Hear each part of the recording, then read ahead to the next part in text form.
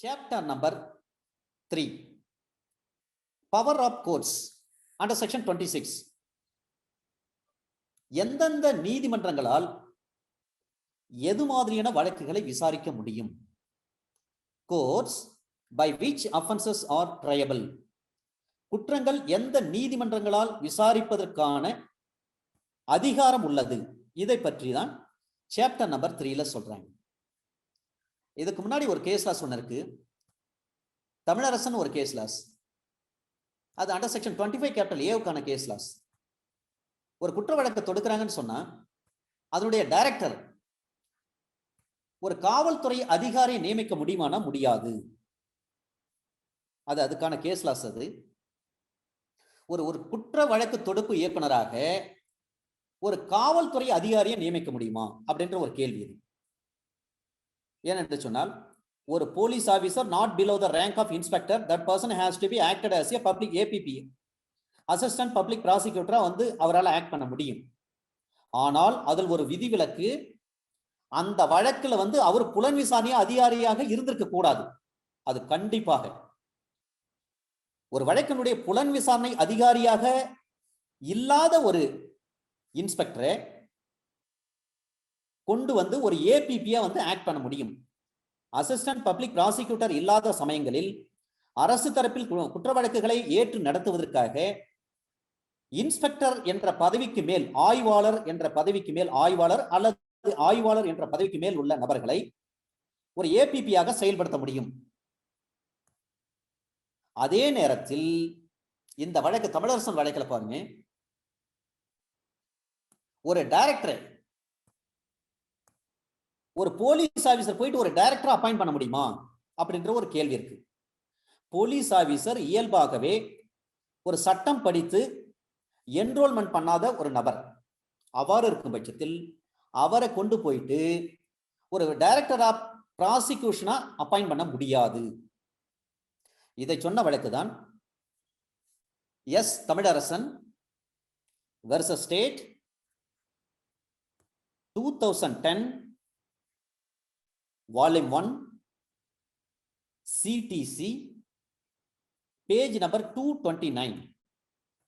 அதாவது ஏபிபி இல்லாத ஒரு கோர்ட்ல ஒரு இன்ஸ்பெக்டர் ரேங்க் உள்ள ஒரு நபரை குற்ற வழக்கை நடத்துவதற்கு அனுமதிக்கலாம்.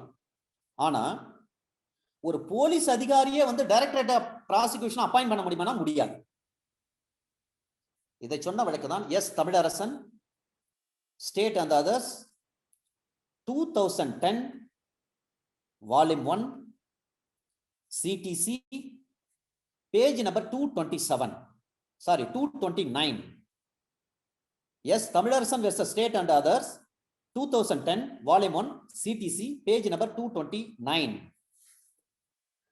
Now we are moving on chapter number 3, the power of courts, நீதிமன்றங்களுடைய அதிகாரங்கள்.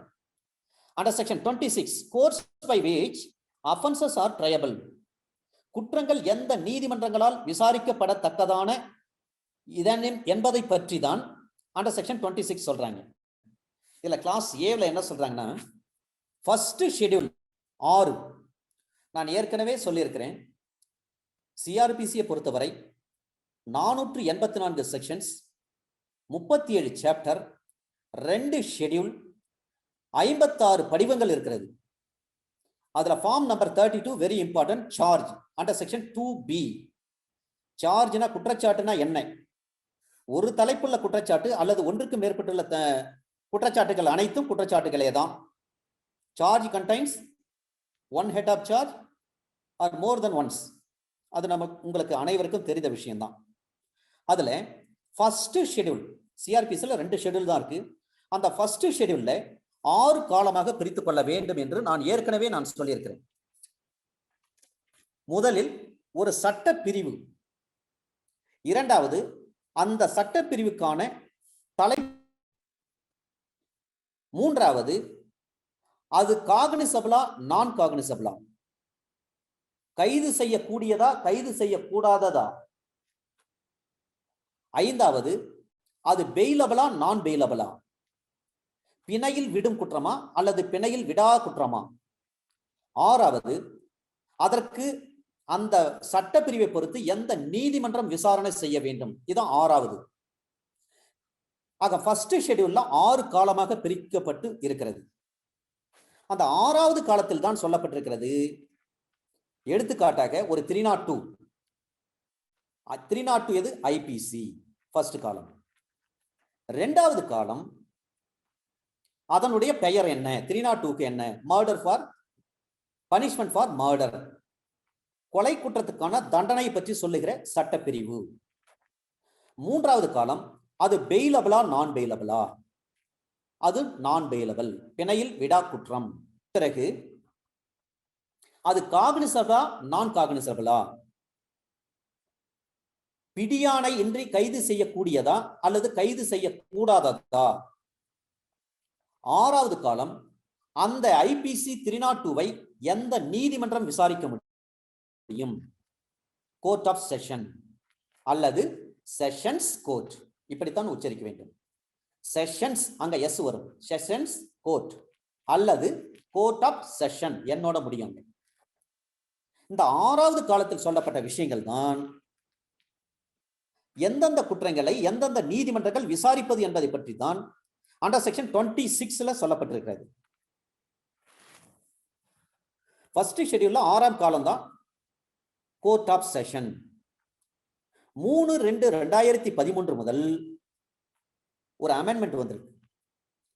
3/2/2013.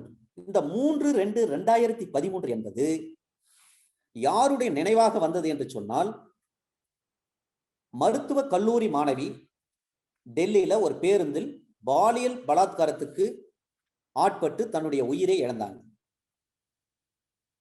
நிர்பயா என்று சொல்கிறோம். நிர்பயா என்று சொன்னால் தைரியமான பெண் என்று அர்த்தம்.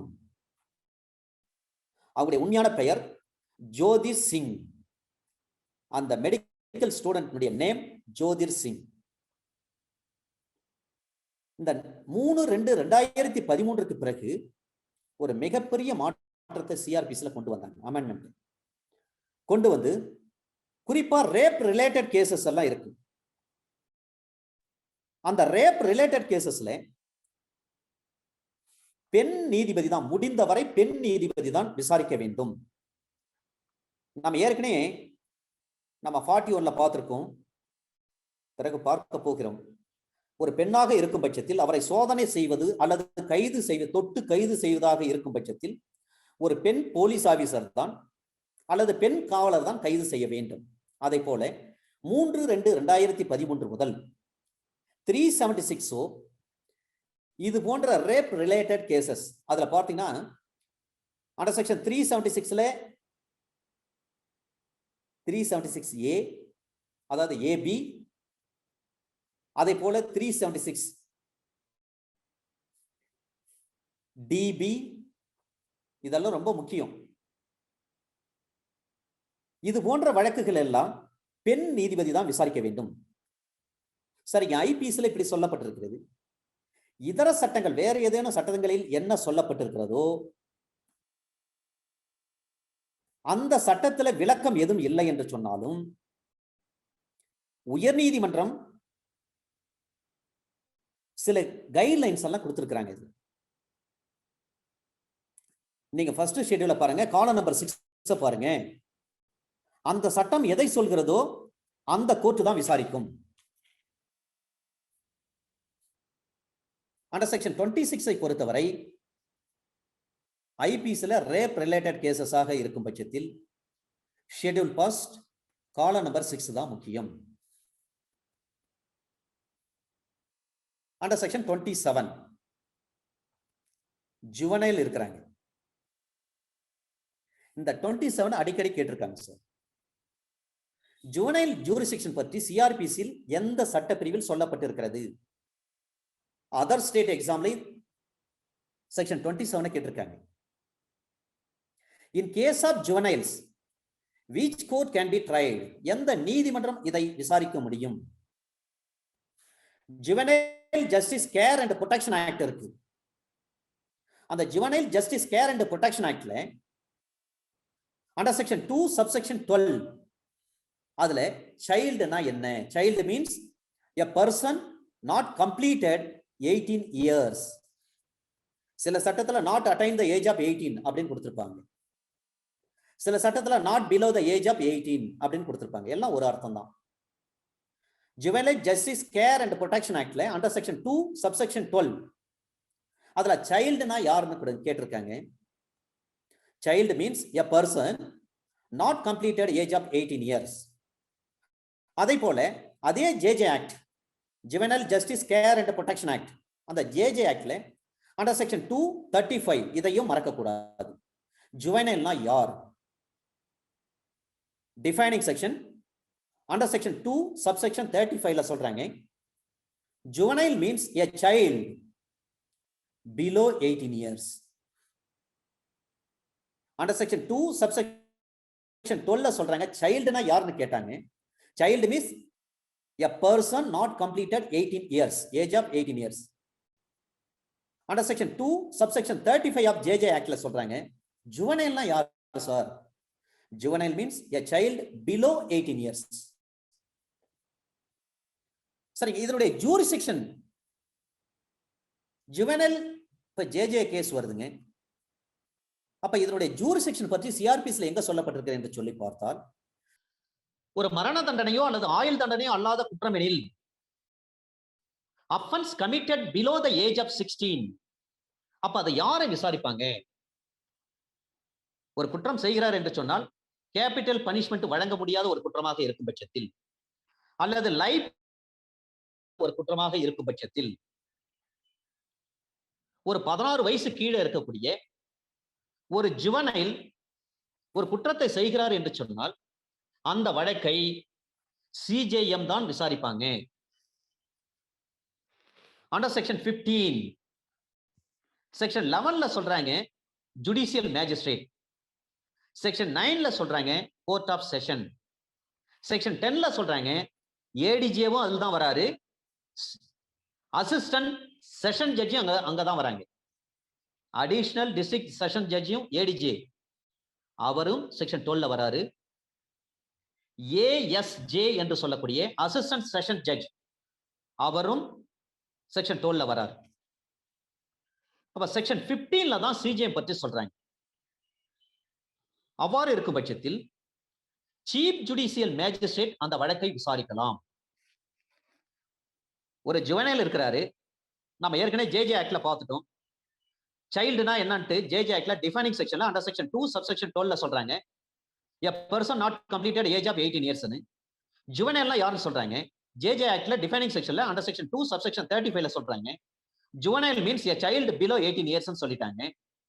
இது போன்ற சூழ்நிலையில இந்த ஜுவனைல் கோர் சம்பந்தமாக விசாரிக்கக்கூடிய அதிகார ஆள்வரம்பு உடைய இந்த ஜூரிஸ்டிக்ஷன் பற்றி அண்டர் செக்ஷன் 27 ஆஃப் சிஆர்பிஎஸ்ல சொல்றாங்க. இது போன்ற சூழ்நிலை ஒரு 16 வயசு கீழே இருக்கக்கூடிய ஒரு ஜுவனைல் ஒரு மரண தண்டனையோ அல்லது ஆயுள் தண்டனையோ இல்லாத ஒரு குற்றத்தை பண்றார். அப்ப அவரை யார், அந்த வழக்கை யார் விசாரிக்க முடியும்?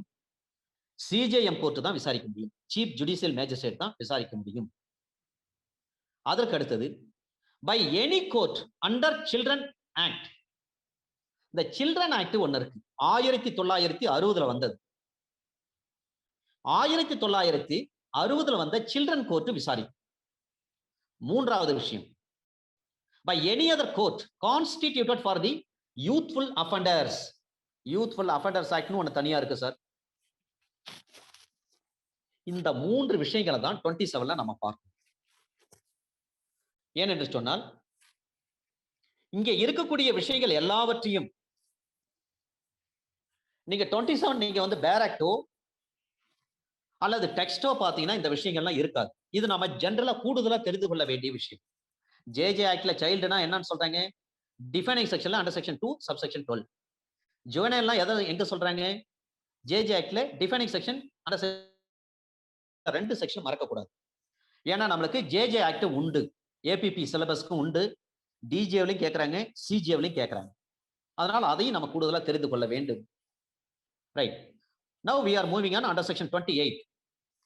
செக்ஷன் 28 பொறுத்தவரை உயர் நீதிமன்றமும் அமர்வு நீதிமன்ற நீதிபதிகளும் இவர்கள் விதிக்கக்கூடிய தண்டனைகளை பற்றி சொல்கிறது.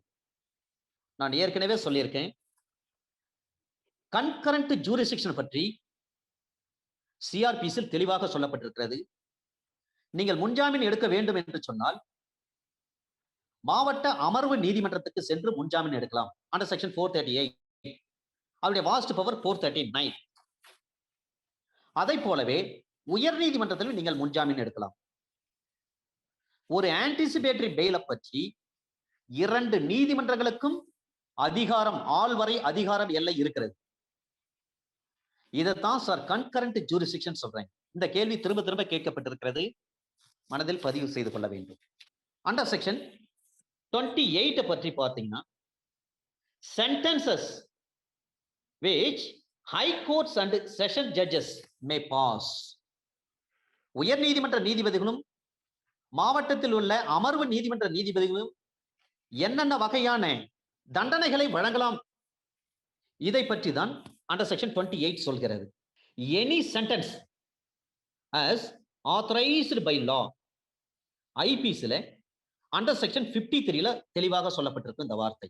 செக்ஷன் 28 சிஆர்பிசி நீங்க பாக்குறீங்கன்னு சொன்னா அதனுடன் இணைத்து ஐபிசி அண்டர் செக்ஷன் 53யும் சேர்த்து பார்க்க வேண்டும். எனி சென்டென்ஸ், எந்த விதமான தண்டனைகளையும் as authorized by law, சட்டத்தால் விதிக்கப்பட்ட எந்த விதமான தண்டனைகளையும் ஹைகோர்ட், கோர்ட் ஆஃப் செஷனும் வழங்க முடியும். ஆனா கோர்ட் ஆஃப் செஷன் வழங்குகிற பட்சத்தில் 366 மறக்கவே கூடாது. நீங்க chapter number 28 CrPC under section 366 confirmation. அப்ப அந்த confirmed by the high court. ஒரு செஷன்ஸ் கோர்ட் ஒருத்தருக்கு தூக்கு தண்டனை வழங்குறாரு. தூக்கு தண்டனை வழங்குறாருன்னு சொன்னா பச்சான் சிங் வழக்கில் தெளிவாக சொல்லப்பட்டிருக்கிறது, அரிதிலும் அரிதான வழக்கில் மட்டுமே தூக்கு தண்டனை விதிக்க முடியும். rarest in rare cases only capital punishment shall be awarded. capital punishment அப்பதான் கொடுக்க முடியும். capital punishment என்றாலும் death sentence என்றாலும் ஒன்றுதான். இப்போ தூக்கு நிறைவேற்ற போறாங்கன்னு சொன்னா சட்டத்துல என்ன சொல்லப்பட்டிருக்கு 354ல he be hanged by neck என்று சொல்வார். till he is dead. அவர் இறக்கும் வரையில் தூக்கில் தொங்கவிடப்பட வேண்டும். under section 354 CRPC பிறகு நாம் பார்க்கலாம். he be hanged by neck till he is dead. தூக்கு தண்டனைக்கு வாரண்ட் எல்லாம் இருக்கு சார். வாரண்ட் எல்லாம் சொல்றேன். ஏன்னா வாரண்ட் வந்து bailable warrant, non bailable warrant, distraint warrant, distress warrant, இன்னொரு வாரண்ட் இருக்கு பிளாக் வாரண்ட்னு சொல்லுவாங்க. தூக்கு தண்டனை நிறைவேற்றுகின்ற பொழுது கொடுக்கப்படக்கூடிய வாரண்ட், அதனுடைய பெயர் பிளாக் வாரண்ட். பிறகு நாம் 1 by 1 பார்க்கலாம். ஏன்னா டெஸ்ட்ரஸ் வாரண்ட் பற்றியும் டெஸ்ட்ரைன்ட் வாரண்ட் பற்றியும் எந்த சட்டத்தில் சொல்லப்பட்டிருக்கிறது? ப்ரொவின்சியல் ஸ்மால் கோர்சஸ் ஆக்ட்னு ஒன்று இருக்கு, அண்டர் செக்ஷன் 53 and 54. அதுல தான் டெஸ்ட்ரஸ் வாரண்ட்னா என்ன, டெஸ்ட்ரைன்ட் வாரண்ட்னா என்ன, அண்டர் செக்ஷன் 53 and 54 அதை எடுத்து படிச்சீங்கன்னா உங்களுக்கு தெரியும். அது சிபிசிலையும் வரும். Order 21 rule 32 and rule 33. அதுல பாத்தீங்கன்னா ஒருத்தருடைய அசைய சொத்தை கைப்பற்றலாம், ஜப்தி பண்ணலாம், அல்லது ஒரு நபரையும் கைது செய்யலாம். நீங்க section 9 of Hindu marriage act 1955ல நீங்க கேஸ் போடுறீங்க. ரெஸ்டிடியூஷன் ஆஃப் கான்ஜுகல் ரைட்ஸ், தாம்பத்திய உரிமைகளை மீட்டளித்தல் உரிமை, restitution of conjugal rights. Section 9ல கேஸ் போடுறீங்க சிவில் கோர்ட்ல. கேஸ் போட்டு ஆர்டர் வந்து வாங்கிட்டீங்க, உங்களுக்கு ஃபேவரா. ஆர்டரை மதிக்க மாட்டாரு. அப்ப நம்ம எந்த ப்ரொவிஷன்ல நடவடிக்கை எடுக்க முடியும்? நீதிமன்றமே 2 பேரும் சேர்ந்து வாழுங்கன்னு சொல்லிட்டாங்க. ரெஸ்டிடியூஷன் ஆஃப் கான்ஜுகல் ரைட்ஸ் வந்து கோர்ட் வந்து பாஸ் பண்ணிட்டாங்க, ஆர்டர் பாஸ் பண்ணிட்டாங்க. பாஸ் பண்ணப்பட்ட பிறகு அந்த மனைவியோட கணவன் சேர்ந்து வாழ மறுக்கிறார். ஆனா கோர்ட் உத்தரவு போட்டாங்க, சேர்ந்து தான் வாழணும்னு சொல்லிட்டாங்க. செக்ஷன் 9 பெட்டிஷன் வந்து அலவுடு. ஆனா கணவர் வந்து வாழ மறுக்கிறார். அப்ப நம்ம அவர் மீது என்ன நடவடிக்கை எடுக்க முடியும்? ஆர்டர் 21 ரூல் 32 and ரூல் 33 ஒன்னா சேர்த்து பெட்டிஷன் போட வேண்டியது. அந்த கணவர் பேருள்ள அசைய சொத்துக்களை ஜப்தி பண்ணலாம்னு கேட்கலாம், அல்லது அந்த கணவரை கைது செய்யுங்கள் என்று சொல்லி கேட்க முடியும். அவ்வாறு கைது செய்வதுதான் சிவில் பிரசன் என்று சொல்வார்கள். அதையும் தெரிந்து கொள்ள வேண்டும். அது என்ன சிவில் பிரசன், அது என்ன கிரிமினல் பிரசன்? ஒரு உரிமையல் நீதிமன்றத்தின் மூலமாக ஒரு நபரை கைது செய்யும் பட்சத்தில் அந்த நபரை வந்து ஜெயிலில் அடைப்பாங்க. ட்ரிச்சில் இருக்குது சிவில் பிரசன். அப்ப ஜெயில போட்டாங்கன்னா சிவில் கேஸ்ல ஒருத்தர் வந்து அரெஸ்ட் பண்ணி ஜெயில போடுறாங்கன்னு சொன்னா 3 வேளை சாப்பாட்டுக்கு நாம தான் பணம் கட்டணும். இல்லைங்க, பொதுவா ஜெயில இருந்தா வந்து 3 வேளை சாப்பாடு ஜெயில் அத்தாரிட்டி தானே ஃப்ரீயா போடுவாங்க? கிடையாது. நாம தான் டிஹெச்ஆர் யாருன்னு பார்ப்பாங்க, டிகிரி ஹோல்டர் யாருன்னு பார்ப்பாங்க. அந்த டிகிரி ஹோல்டர் தான் பணம் கட்டணும், 3 வேளை சாப்பாடு போகணும். அது 1 மாசம் தான் இருப்பாரு. 1 மாசம் முடிச்சுட்டா ஆட்டோமேட்டிக்கா கேஸ் ஆகிட்டு. இது சிவில் சைடு. கிரிமினல் சைடு எந்த பிரச்சனையும் கிடையாது. சாப்பாடு கவர்மெண்டே போட்டுக்குவாங்க, 3 வேளை ஜெயில் அத்தாரிட்டியே போட்டு. இது ஜெனரலா நீங்கள் தெரிந்து கொள்ள வேண்டியதற்காக கூறினேன். ரைட். அவ்வாறு இருக்கும் பட்சத்தில் அண்டர் செக்ஷன் 28 ஆஃப் சிஆர்பிசின் படி ஒரு உயர் நீதிமன்றமோ அல்லது மாவட்ட அமர்வு நீதிமன்றமோ சட்டத்தால் விதிக்கப்பட்ட எந்த தண்டனையும் விதிக்கலாம். ஆனா கோர்ட் ஆஃப் செஷனாக இருக்கும் பட்சத்தில் ஒருவருக்கு தூக்கு தண்டனை கொடுக்கும் பட்சத்தில் பச்சான் சிங் வழக்கில் தெளிவா சொல்லியிருக்காங்க, அரிதிலும் அரிதான வழக்கில் மட்டும்தான் தூக்கு தண்டனை நிறைவேற்றப்பட வேண்டும். இது போன்ற சூழ்நிலையில் ஒரு கோர்ட் ஆஃப் செஷன் மாவட்ட அமர்வு நீதிபதி ஒரு தூக்கு தண்டனை விதிக்கிறார். அந்த தூக்கு தண்டனை விதிக்கப்பட்ட பிறகு தூக்கு தண்டனை வந்து அறிவிக்கிறார். அப்ப கன்ஃபார்ம் பண்ணணும், ஹைகோர்ட்டுக்கு அனுப்புவாங்க அந்த கேஸ் பண்டலை. கன்ஃபார்ம் பண்ணி இந்த மாதிரி இந்த கேஸ் வந்து எல்லாம் மேட் அவுட் ஆகுது, ப்ராசிக்யூஷன் தரப்புல வந்து the prosecution has been proved beyond அப்படின்னு சொல்லிட்டு, எனவே வந்து இந்த கோர்ட் வந்து அவருக்கு தூக்கு தண்டனை விதிக்க போகிறது அப்படின்ட்டு இதை நீங்கள் கன்ஃபார்ம் பண்ணணும்னு சொல்லி கன்ஃபர்மேஷனுக்காக அண்டர் செக்ஷன் 366 சிஆர்பிசின் படி உயர் நீதிமன்றத்துக்கு அனுப்பி உயர் நீதிமன்றம் சரி என்று சொன்ன பிறகு அதை கன்ஃபார்ம் பண்ணி அந்த தண்டனையை மாவட்ட அமர்வு நீதிபதி அறிவிப்பார். சரிங்க, ஒரு சிஜேஎம் இருக்காரு, ஒரு சிஎம்எம் இருக்கிறார். ஒரு சிஜேஎம் சீஃப் ஜுடிஷியல் மேஜிஸ்ட்ரேட் ஒரு மாவட்டத்துக்குள்ள இருந்தா சிஜேஎம் என்று அர்த்தம். ஒரு சென்னை போன்ற பெருநகர பகுதிக்குள் இருக்கிறார்னு சொன்னா அதே ரேங்க் தான் சீஃப் மெட்ரோபாலிட்டன் மேஜிஸ்ட்ரேட் என்ற அர்த்தம். இவர்களுக்கு அதிகபட்சமாக 7 ஆண்டு காலம் சிறை தண்டனை விதிக்கக்கூடிய அளவிற்கு அதிகாரம் உள்ளது. First class magistrate. இப்ப ஜுடிஷியல் மேஜிஸ்ட்ரேட் இருக்கிறார் பட்சத்தில் குற்றவியல் நீதித்துறை நடுவர் 3 ஆண்டு காலம் சிறை தண்டனை விதிக்க முடியும். அது மட்டுமல்ல 10,000 ரூபாய் வரை ஃபைன் விதிக்க முடியும். இந்த அமெண்ட்மெண்ட் எப்ப சார் கொண்டு வந்தாங்க? அதுக்கு முன்னாடி பாத்தீங்கன்னா 3 வருஷம் 5,000 ரூபாயில தான் ஃபைன். ஆனா இந்த அமெண்ட்மெண்ட் 23/6/2006 இருந்து இந்த சட்ட திருத்தம் கொண்டு வந்தாங்க. ஒரு ஜுடிஷியல் மேஜிஸ்ட்ரேட் இருக்கிற குற்றவியல் நீதித்துறை நடுவர், அந்த குற்றவியல் நீதித்துறை நடுவர் ஃபைன் அமௌண்ட் இம்போஸ் பண்ணும் பட்சத்தில் 23/6/2006க்கு பிறகு 5,000 என்று இருந்தது 10,000ஆக அதிகரித்துள்ளது. இதை நீங்க கூடுதலா தெரிஞ்சுக்கணும். ஒரு அசிஸ்டன்ட் செஷன் ஜட்ஜா இருக்கும் பட்சத்தில் ஏஎஸ்ஜே கோர்ட் என்று சொல்வார்கள், அசிஸ்டன்ட் செஷன் ஜட்ஜ். அப்படியே அதே கோர்ட் சிவில் சைடு சொன்னா சப் கோர்ட்னு சொல்லுவோம். அதை போலவே ஒரு மாவட்ட அமர்வு நீதிமன்றத்தை கிரிமினல் சைடு சொல்றனா மாவட்ட அமர்வு நீதிமன்றம், அதே சிவில் சைடுல சொல்றனா அது பிடிஜே கோர்ட்னு சொல்லுவோம். பிரின்சிபல் டிஸ்ட்ரிக்ட் ஜட்ஜ் என்று சொல்லுவோம், பிடிஜே கோர்ட். இதையும் நீங்கள் கூடுதலாக தெரிந்து கொள்ள வேண்டும். ரைட். அண்டர் செக்ஷன் 65 ஐபிசியும் நீங்கள் பார்க்க வேண்டும். ஏன்னா ஒரு சென்டென்ஸ் கொடுக்குறாங்க, அது சப்ஸ்டாண்டிவா இருக்கும், டிஃபால்ட் சென்டென்ஸா இருக்கும். இது போன்ற விஷயங்களை நீங்கள் தெரிந்து கொள்ள வேண்டும். அண்டர் செக்ஷன் 30 சிஆர்பிசி 30 இதனுடன் இணைந்து அண்டர் செக்ஷன் 65 ஐபிசியும் நீங்கள் சேர்த்து படித்துக் கொள்ள வேண்டும். ஏன்னா அந்த 28 பொறுத்தவரை, அண்டர் செக்ஷன் 28 ஆஃப் சிஆர்பிசியை பொறுத்தவரை ஒரு உயர் நீதிமன்ற நீதிபதியும் ஒரு மாவட்ட அமர்வு நீதிமன்ற நீதிபதியும் எது போன்ற தண்டனைகளை வழங்கலாம் என்பதை பற்றி கூறுகிறது. அதன் அடிப்படையில் ஒரு மாவட்ட அமர்வு நீதிபதியாக இருக்கும் பட்சத்தில் அவர்களால் விதிக்கப்படும் அந்த மரண தண்டனை உயர் நீதிமன்றத்தால் அது கன்ஃபார்ம் பண்ணப்பட வேண்டும், உறுதிப்படுத்தப்பட வேண்டும். அண்டர் செக்ஷன் 366 சிஆர்பிசின் படி சாப்டர் நம்பர் 28ல சொல்லியிருக்காங்க, பிறகு பார்க்கலாம். அதனுடைய இணைத்து ஒரு ஏஎஸ்ஜே, அப்ப ஏடிஜே எவ்வளவு தண்டனை கொடுக்கலாம்? ஒரு ஏடிஜேவும் ஒரு டிஜே என்ன தண்டனை கொடுக்கிறாரு அதை கொடுக்கலாம். ஆனா ரேங்க் பாத்தீங்கன்னா டிஸ்ட்ரிக்ட் கேடர் ரேங்க் தான். அந்த ஏடிஜே யார் கீழ் கட்டுப்பட்டவர் என்று சொன்னால் டிஸ்ட்ரிக்ட் ஜட்ஜி கீழே தான் கட்டுப்பட்டவர். அதற்கு நேற்று ஒரு ஜட்ஜ்மெண்டே நான் கொடுத்திருக்கேன். ஏன்னா அந்த ஜட்ஜ்மெண்ட்ல தான் சொல்றாங்க செக்ஷன் 12 கீழே ஒரு ஏடிஜேவும் வருகிறார். அந்த ஜட்ஜ்மெண்ட்டும் நம்ம பார்ப்போம். என்று சொன்னால் இதையும் நம்ம கூடுதலா தெரிஞ்சுக்கணும். ஏஎஸ்ஜேவும் ஏடிஜேவும் அண்டர் செக்ஷன் 12 ஆஃப் சிஆர்பிசின் கீழே வராங்க. இவங்க யாரு கீழ் கட்டுப்பட்டவர்கள் என்று சொல்லி பார்த்தால் மாவட்ட அமர்வு நீதிபதி அவருக்கு கீழ் கட்டுப்பட்டவர்கள். அதற்கான ஒரு ஜட்ஜ்மெண்ட் நான் சொன்னேன். ஜட்ஜ்மெண்ட்ல தான் சொல்லியிருக்காங்க. ஏடிஜேவும் டிஜே கீழே உள்ளவர் தான். ரேங்க் பாத்தீங்கன்னா சபார்டினேஷன் அண்டர் செக்ஷன் 12 தான் வராங்க. ரைட். முதல் விஷயம் செக்ஷன் 28ல சட்டப்படிதான் தவறுதல் தண்டனை டிஃபால்ட் சென்டென்ஸ் வந்து can be only awarded in accordance with law. தவறுதல் தண்டனை தருகிற பட்சத்தில் சட்டப்படியான தண்டனை தான் விதிக்கப்பட வேண்டும். அண்டர் செக்ஷன் 30 சிஆர்பிசில சொல்றாங்க. ரெட் வித் அண்டர் செக்ஷன் 65 ஐபிசில சொல்றாங்க.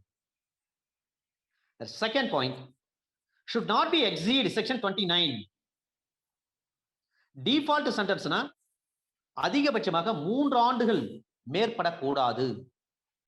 தவறுதல் தண்டனை டிஃபால்ட் சென்டென்ஸ் மீன்ஸ் ஒரு ஜுடிஷியல் மேஜிஸ்ட்ரேட் குற்றவியல் நீதித்துறை நடுவர் ஒரு தெப்ட் கேஸ்ல ஒருத்தர் வந்து கன்விக்ட் பண்றாரு. அதிகபட்சம் தெப்ட் கேஸ் பாத்தீங்கன்னா அண்டர் செக்ஷன் 379 பார்த்தீங்கன்னா 3 ஆண்டு காலம் வரை சிறை தண்டனை விதிக்கலாம். அவர் 3 ஆண்டு காலம் சிறை தண்டனை விதிக்கக்கூடிய ஒரு குற்றவியல் நீதித்துறை நடுவர் அந்த அக்யூஸ்டுக்கு 2 வருஷம் தண்டனை கொடுக்கிறார். அது மட்டுமல்ல, ஒரு 5000 ரூபாய் ஃபைன் போடுறாருன்னு வச்சு, அவ்வாறு இருக்கும் பட்சத்தில் அந்த 5000 ரூபாய் ஃபைனை வந்து அந்த அக்யூஸ்டால வந்து செலுத்த முடியல. ஆனா 2 வருஷம் ஜெயில் தண்டனை, ஜெயிலுக்கு போயிட்டாரு. 5000 ரூபாய் ஃபைன் அவரால் கட்ட முடியல. அப்ப 5000 ரூபாய் ஃபைனை கட்ட முடியாத பட்சத்தில் அவருக்கு ஒரு கூடுதலாக ஒரு 6 மாசமோ அல்லது 3 மாசமோ சிறை தண்டனை விதிக்கப்படும் அப்படின்னு சொல்லி தீர்ப்புல எழுதிட்டாருன்னு சொன்னா, அந்த ஃபைனை கட்ட முடியாததுக்காகத்தான் அந்த டிஃபால்ட் சென்டென்ஸ் தவறுதல் தண்டனை. ஃபைனை கட்டுவதற்கு அவர் தவறிவிட்டார், எனவே அதற்கு தண்டனை, அதான் டிஃபால்ட் சென்டென்ஸ். அண்டர் செக்ஷன் 30 சிஆர்பிசிலையும் அதனுடன் இணைத்து அண்டர் செக்ஷன் 65 ஐபிசி நாம் பார்க்க வேண்டும். இதெல்லாம் முக்கியமானது. இதுல இன்னொரு விஷயம், இந்த டிஃபால்ட் சென்டென்ஸை பொறுத்தவரை அண்டர் செக்ஷன் 29ல சொல்றாங்க 3 ஆண்டுகளுக்கு மேற்படக்கூடாது, நாட் எக்ஸீடிங் 3 இயர்ஸ். அப்ப 3 வருஷத்துக்குள்ள வேணா நீங்க கொடுத்துடலாம் டிஃபால்ட் சென்டென்ஸாக இருக்கும் பட்சத்தில். தேர்ட் பாயிண்ட், ஒரு சிறை தண்டனை இருக்கு, அது அந்த கோர்ட்டினுடைய பவர்ல எவ்வளவு கொடுக்கலாம் சார்? சிறை தண்டனை இருக்கு, அப்ப அந்த கோர்ட்டினுடைய பவர்ல எவ்வளவு கொடுக்கலாம்? 1/4, 4இல் 1 மடங்கு தான் விதிக்க முடியும். 4ல 1 மடங்கு தான் விதிக்க முடியும். ஏன்னா இது அந்த தண்டனுடைய ஒரு பகுதி. இது அண்டர் செக்ஷன் 65 ஐபிசில சொல்றாங்க, அந்த குற்றத்திற்கு அதிகபட்ச தண்டனை எதுவோ அந்த தண்டனையில் 1/4. எடுத்துக்காட்டு, ஒரு தெப்ட் கேஸ்ல போறாரு, 3 வருஷம் தண்டனை கொடுத்துட்டாங்க. அந்த 3 வருஷம் தண்டனை தான் அதிகபட்ச தண்டனை. அந்த அதிகபட்ச தண்டனை கொடுத்துட்டாங்க. அதுல ஃபைன் போடுறாங்க கோர்ட், அந்த ஃபைனை கட்ட முடியல, உடனே டிஃபால்ட் சென்டென்ஸ் ஆகி போச்சு. அந்த குற்றத்தின் அதிகபட்ச தண்டனையில 4இல் 1 பங்கு. அப்ப 3 வருஷத்தை 3 × 36 டிவைடட் பை 4, 4ஆல வகுக்க வேண்டும். 36 4ஆல வகுக்கணும். 36 4ஆல வகுத்து யாரா சொல்ல முடியுங்களா சார்? நம்ம குரூப்ல உள்ளவங்க குயிக்கா சொல்லுங்க சார். இதுதான் தவறுதல் தண்டனை. செக்ஷன் 6. தவறுதல் தண்டனைனா என்ன? அது எவ்வளவு கொடுக்க முடியும்? அவர் என்ன குற்றம் செய்தாரோ அந்த குற்றத்துக்கு அதிகபட்ச தண்டனை எவ்வளவோ அந்த அதிகபட்ச தண்டனையில் 4இல் 1 பங்கு அதுதான் கொடுக்க முடியும். ஐபிசில அண்டர் செக்ஷன் 65 தெளிவாக சொல்லப்பட்டிருக்கிறது. 36 மாசத்தை 4ஆல் வகுத்து அதுல எத்தனை மாசமோ அவ்வளவுதான் கொடுக்க முடியும். அதான் டிஃபால்ட் சென்டென்ஸ். இதுல ஒரு முரண்பாட்டு தத்துவம் கூட வருகிறது, டாக்ட்ரின் ஆஃப் ரெபக்னன்சி. என்னங்க இதுக்கும் அதுக்கும் நிறைய வித்தியாசம் இருக்கிறது அப்படின்னு யோசிக்காது. சட்டம் இயற்றியவர்கள் மிக சரியாக தொலைநோக்கு சிந்தனையோடு அவ்வளவு அற்புதமா ஏற்றி வச்சிருக்காங்க. Now we are moving on under section 67. இந்த 67 ஐபிசியை ரொம்ப தெளிவா பார்த்துக்கணும். நம்ம 65 பார்த்துட்டு இருந்தோம் இதுவரையிலையும். தவறுதல் தண்டனை 30 சிஆர்பிசியும் பார்த்துட்டோம். 65ல சொல்றாங்க ஐபிசில அந்த குற்றத்துக்கான அதிகபட்ச தண்டனை 4ல 1 பங்கு தான் விதிக்க முடியும்னு சொல்லிட்டாங்க. 30லயும் சொல்லிட்டாங்க சிஆர்பிசில. அவ்வாறு இருக்கும் பட்சத்தில் டிஃபால்ட் சென்டென்ஸ் வந்து 3 வருஷத்தை தாண்டக்கூடாதுன்னு சொல்லிட்டாங்க. 67 இந்த 67 ஐபிசியை பொறுத்தவரை சில அஃபென்ஸ் பாத்தீங்கன்னா தண்டனை மட்டும்தான் விதிப்பாங்க. Only fine. இப்போ ஃபைன் மட்டும் இம்போஸ் பண்றாங்கன்னு வச்சு, அந்த ஃபைனே கட்டலன்னா என்ன சார் செய்யறது? இது ஒரு கேள்வி. அந்த ஃபைனே கட்டலன்னா அந்த ஃபைனுக்கான தொகை எவ்வளவோ அதுல ஒரு கால்குலேஷன் இருக்குது. நீங்க 50 ரூபாய் கட்டலையா, 1 மாசம் சிறை தண்டனை. 100 ரூபாய் செலுத்தவில்லையா, 2 மாசம் சிறை தண்டனை. ஒரு கால்குலேஷன் ஒண்ணு இருக்கு, நான் பிறகு சொல்றேன். அண்டர் செக்ஷன் 67 ஐபிசியின் படி நீங்கள் அந்த அபராதத்தை கட்ட வேண்டும். இதுக்கு ஒரு ஜெனரல் ஸ்டேட்மெண்ட் வந்து, general statement will not come under domain. ரொம்ப முக்கியமான ஒரு விஷயம் இது. நடிகை குஷ்பு அவங்க என்ன பண்றாங்க, ஒரு பொதுவான ஒரு செய்தியை சொல்லிடுறாங்க. திருமணத்துக்கு முன்பு ஒரு பெண் தொடர்பில் இருக்கலாம் அப்படின்ற ஒரு பொதுவான ஸ்டேட்மெண்ட். அது மிகப்பெரிய எதிர்ப்பு வருது. அந்த எதிர்ப்பு வந்த பிறகு இது சுப்ரீம் கோர்ட் வரையிலும் போகுது. அப்ப சுப்ரீம் கோர்ட் அந்த வழக்கில் will not come under domain அப்படின்னு சொல்லிட்டாங்க. பொதுவா எது வேணாலும் சொல்லலாம், அது வந்து குற்றம் கிடையாது அப்படின்னு சொல்றாங்க. அப்ப 67 ஐபிசி வந்து இன்வோக் பண்ணலாமா பண்ணக்கூடாதா அப்படின்ற ஒரு சூழ்நிலை ஏற்படுது. ஏன்னா ரொம்ப ஒரு முக்கியமான ஒரு விஷயம் அது. 67ல என்ன சொல்றாங்கன்னா, imprisonment for non payment of fine when offense punishable with fine only. அபராதம் மட்டும் விதித்து தண்டிக்கப்படக்கூடிய குற்றமாக இருக்கும் பொழுது அபராதம் செலுத்தாமைக்கு சிறை தண்டனை. ஒரு ஜுடிஷியல் மேஜிஸ்ட்ரேட் சொல்றாரு, சரி உங்களுக்கு சிறை தண்டனை கிடையாது, 500 ரூபாய் ஃபைன் போடுறேன், ஃபைன் மட்டும் கட்டிட்டு போங்க அப்படின்னு சொல்றாரு. அந்த ஃபைனை கூட நம்மளால கட்ட முடியல. நான் ஏற்கனவே இதை பற்றி சொல்லியிருக்கிறேன். இதை நீங்க உங்களுக்கு பிராக்டிஸ்க்கு யூஸ் ஆகும். ஒரு ஃபைன் கேஸ் மட்டும் வருது, ஒரு எம்ஏ ஆக்ட்ல ஒரு கேஸ் வருது, இல்லது ஐபிசிலே இல்ல அதர் ஆக்ட்ல ஒரு கேஸ் வருது, ஃபைன் மட்டும் போடுறாங்க ஒரு கோர்ட். அக்யூஸ்ட் வந்திருக்காரு, நாம தான் கவுன்சில், டிஃபென்ஸ் கவுன்சில் நாம தான். கோர்ட் வந்து ஃபைன் கட்டுறாங்க, ஆனா அவருக்கு வந்து சிறை தண்டனை விதிக்கல. இந்த நேரத்தில் இந்த அக்யூஸ்ட் கையில பணமே இல்லை, ஆனா நாம தான் டிஃபென்ஸ் கவுன்சில். அந்த அக்யூஸ்டை எப்படி காப்பாற்ற வேண்டும்? எப்படி சிறை தண்டனை விதித்தால் 3 ஆண்டுகளுக்குள்ளாக நம்ம 389 கிளாஸ் 3 ஆஃப் சிஆர்பிசின் படி சஸ்பென்ஷன் பெட்டிஷன் நம்ம கோர்ட்ல போட்டுட்டு ஒரு நபரை வெளியில கொண்டு வரமோ, அதை போலவே ஒரு ஃபைன் மட்டும் விதிச்சுட்டாங்க ஒரு கோர்ட். ஆனா அந்த ஃபைன் கூட நம்ம அக்யூஸ்ட் கையில அந்த நேரத்துல இல்ல, பாக்கெட்ல இல்ல. அக்யூஸ்ட் உள்ள உட்காந்துருக்காரு கோர்ட்டுக்குள்ள. அவரை எப்படி நாம காப்பாற்ற வேண்டும்? How are we going to save him? நாம அவரை எப்படி காப்பாற்றணும்? அண்டர் செக்ஷன் 424 இன் படி 421, 422, 423, 424ல ஒரு பெட்டிஷன் போடணும். சிஆர்பிசில ஒரு பெட்டிஷன் போட்டு அது கண்டிப்பா அலோவ் ஆகும். அதை டிஸ்மிஸ் பண்ண மாட்டாங்க எந்த கோர்ட்டுமே. சரி, 389 கிளாஸ் 2, 3ல நம்ம பெட்டிஷன் எப்படி போடுறோமோ அது போல சஸ்பென்ஷன் ஆஃப் சென்டென்ஸ், அதை போலவே ஃபைன் மட்டும் விதிக்கிறாங்க. அந்த ஃபைன் கூட அந்த நேரத்துல நம்ம அக்யூஸ்ட் கையில இல்ல, நாம தான் வக்கீல், அக்யூஸ்டுக்காக நாம தான் ஆஜராகிறோம். அப்ப அவரை எப்படி காப்பாற்றலாம் என்று சொல்லி பார்த்தால், அண்டர் செக்ஷன் 424 சிஆர்பிசின் படி ஒரு பெட்டிஷன் போடணும். The petition is filed by the counsel for accused under section 424 CRPC. அது காஸ்ட் டைட்டிலா போட்டுட்டு கீழே விஷயத்தை சொல்லணும். இந்த எஸ்டிசியோ சிசியோ இந்த நம்பர்ல இந்த வழக்குல இந்த மாதிரி குற்றவாளிக்கு இந்த நீதிமன்றம் கணம் கோர்ட்டார் அவர்கள் நீங்க ஃபைன் இவ்வளவு ரூபாய் ஃபைன் போட்டுட்டீங்க, அந்த ஃபைனை தற்காலிகமா அவரால் கட்ட முடியல, 30 தினங்களுக்குள் கட்டி விடுவார்.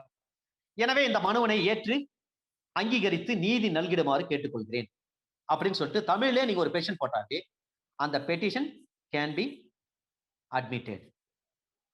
அது செல்லும். இது ஜென்ரலா நீங்க பிராக்டிஸ்க்கு உங்களுக்கு யூஸ் ஆகும். ஏன்னா அந்த மாதிரி கேஸ்ல வந்து ஒரு 2, 3 அக்யூஸ்ட் அந்த மாதிரி தான் ஃபைன் போட்டாங்க, பணமே இல்ல, கோர்ட்ல உட்காந்துருக்காங்க. நாங்க போயிட்டு கேக்குறோம், ஃபைன் கட்டிட்டு போங்க அப்படின்னு சொல்றாங்க ஜூனியர்ஸ். அப்ப சொல்றப்ப ஃபைனே இல்லைன்னா ஃபைன் எல்லாம் அப்ப ஜெயிலுக்கு போகணும்னு ஜட்ஜி சொல்றாரு. அப்புறம் இந்த விஷயத்த ஒரு ஜூனியர் என்கிட்ட சொன்ன பிறகு, நீங்க இந்த ப்ரொவிஷன்ல ஒரு பெஷன் ஒன்று கொடுங்க, அது கண்டிப்பா அலோவ் ஆகும். அக்யூஸ்ட் நம்ம வெளில கூட்டு வரோம், 30 நாள்ல வந்து அந்த பணத்தை அவர் கட்டினா போதும். அதுல என்ன சொல்றாங்கன்னா, to like to collect land revenue, like to collect land revenue, நில வருவாயை வசூல் செய்வது போல் வசூல் செய்ய வேண்டும். ஆனா டைம் பார்த்தீங்கன்னா 30 நாள்ல கட்டிடணும், அதான் அங்க விஷயம். அப்புறம் அந்த பேஷண்ட் போட்டு அந்த அக்யூஸ்ட வெளில கூட்டு வந்தோம். இதெல்லாம் உங்களுக்கு பிராக்டிஸ்க்கு யூஸ் ஆகும். ரைட். இப்ப அண்டர் செக்ஷன் 67ல என்ன சொல்றா, ஃபைன் மட்டும் தான் விதிக்கிறாங்க, வேற வழி இல்ல. அப்ப என்ன செய்யலாம்? அப்ப சாதாரண சிறை தண்டனையா இருக்கும். அபராதமே செலுத்த தவறுனா சிம்பிள் இம்ப்ரெசன்மென்ட் கொடுப்பாங்க. இதில் நீங்க 50 ரூபாய், அதாவது அபராத தொகை 50 ரூபாய்க்கு மேற்படக்கூடாது. 50 ரூபாய் வரலையும் ஃபைன் போட்டாங்கன்னு சொன்னா 2 மாசம் வரலையும் சிறை தண்டனை. 50 ரூபாய் ஃபைன் போட்டாங்க, 50 ரூபாய் கட்ட முடியல அக்யூஸ்டால. அப்ப அக்யூஸ்டுக்கு எவ்வளவு சிறை தண்டனை கொடுக்க முடியும்? 50 ரூபாய்னா 2 மாசம். சரி, 100 ரூபாய் ஃபைன் போட்டாங்க. அப்ப 100 ரூபாய் இருக்கும் பட்சத்தில் 4 மாசம் சிறை தண்டனை. சரிங்க, 100 ரூபாய் இல்ல, வேற சந்தர்ப்பத்துல உங்களுக்கு ஃபைன் போடுறாங்க. அப்படி இருக்கும் பட்சத்தில் ஃபைன் மட்டும்தான். அவ்வாறு இருக்கும் பட்சத்தில் 6 மாதங்களுக்கு மேற்படக்கூடாது. இதுதான் அண்டர் செக்ஷன் 67. 50 ரூபாய் ஃபைன் போட்டாங்க கோர்ட், அந்த 50 ரூபாய் கட்ட முடியல, அப்ப 2 மாசம் ஒரு ஜெயில வச்சிட வேண்டியதுதான். 100 ரூபாய் போடுறாங்க கோர்ட், ஃபைன் போடுறாங்க, அந்த 100 ரூபாய் கட்ட முடியல அவரால, அப்ப 4 மாசம் ஒரு ஜெயில வைக்க வேண்டியதுதான். இல்லைங்க, வேற மாதிரி அவர் வந்து கன்விட் பண்றாங்க, ஐ மீன் 100 ரூபாய்க்கு மேற்பட்டு போயிடுச்சுன்னு வச்சு, அதை கட்ட முடியல, அப்ப அவருக்கு அதிகபட்சம் எவ்வளவு நாள் தான் ஜெயில வைக்க முடியும்? 6 மாதம் வரை தான் ஜெயில வைக்க முடியும். இது அண்டர் செக்ஷன் 67 ஐபிசி. மறக்கவே கூடாது. நீங்க ஃபைன் மட்டும் ஒரு கோர்ட் போடுறாங்கன்னு சொன்னா, 50 ரூபாய் ஃபைன் போட்டா 50 ரூபாய் கட்ட முடியல, 2 மாசம் ஜெயில். 100 ரூபாய் ஃபைன் போடுறாங்க, 100 ரூபாய் கட்ட முடியல, அப்ப 4 மாசம் ஜெயில். 100 ரூபாய்க்கு மேற்பட்டு ஃபைன் போடுறாங்க, அந்த தொகையை கட்ட முடியல, அப்ப அதிகபட்சம் 6 மாசம் வரை தான் ஜெயில இருக்கும். Under section 67 IPC. ஏன்னா இதெல்லாம் தண்டனை பத்தி சொல்றாங்க. செக்ஷன் 28ல உயர்நீதிமன்ற நீதிபதிகளுக்கும் மாவட்ட நீதிமன்ற நீதிபதிக்கும் தண்டனை விதிக்கக்கூடிய அதிகாரத்தை பற்றி அண்டர் செக்ஷன் 28 சிஆர்பிசி சொல்றாங்க. அப்ப 28 நம்ம படிக்கின்ற பொழுது செக்ஷன் 30 சிஆர்பிசியும் பார்க்கணும், செக்ஷன் 65 ஐபிசியும் பார்க்கணும், செக்ஷன் 67 ஐபிசியும் பார்க்க வேண்டும், செக்ஷன் 31 சிஆர்பிசியும் சேர்த்து பார்க்கணும் சார். ஏன்னா இந்த 4 சட்ட பிரிவுகளையும் இணைத்து தான் பார்க்க வேண்டும். அப்பதான் சென்டென்ஸ் எது எதுல எப்படி யூஸ் ஆகுதுன்னு பார்க்கணும், தெரியும். 65 ஐபிசில என்ன சொல்றாங்க? ஒரு குற்றத்துக்கு உச்சபட்ச தண்டனை என்ன இருக்கோ அந்த உச்சபட்ச தண்டனை 4ல ஒரு பங்கு தான் விதிக்க முடியும்னு சொல்றாங்க, டிஃபால்ட் சென்டென்ஸ். இதே 67ல என்ன சொல்றாங்க ஐபிசில? அபராதம் மட்டும் ஒரு கோர்ட் விதிக்கிறாங்க, அந்த அபராதத்தை கூட கட்ட முடியல அவனால, அந்த அக்யூஸ்டால. அப்ப 50 ரூபாய் அபராதமா, அதை கட்ட முடியல, 50 ரூபாய் கட்ட முடியல, 2 மாசம் ஜெயிலுக்கு. 100 ரூபாய் அபராதம், 100 ரூபாய் கூட கட்ட முடியல, 4 மாசம் ஜெயிலுக்கு.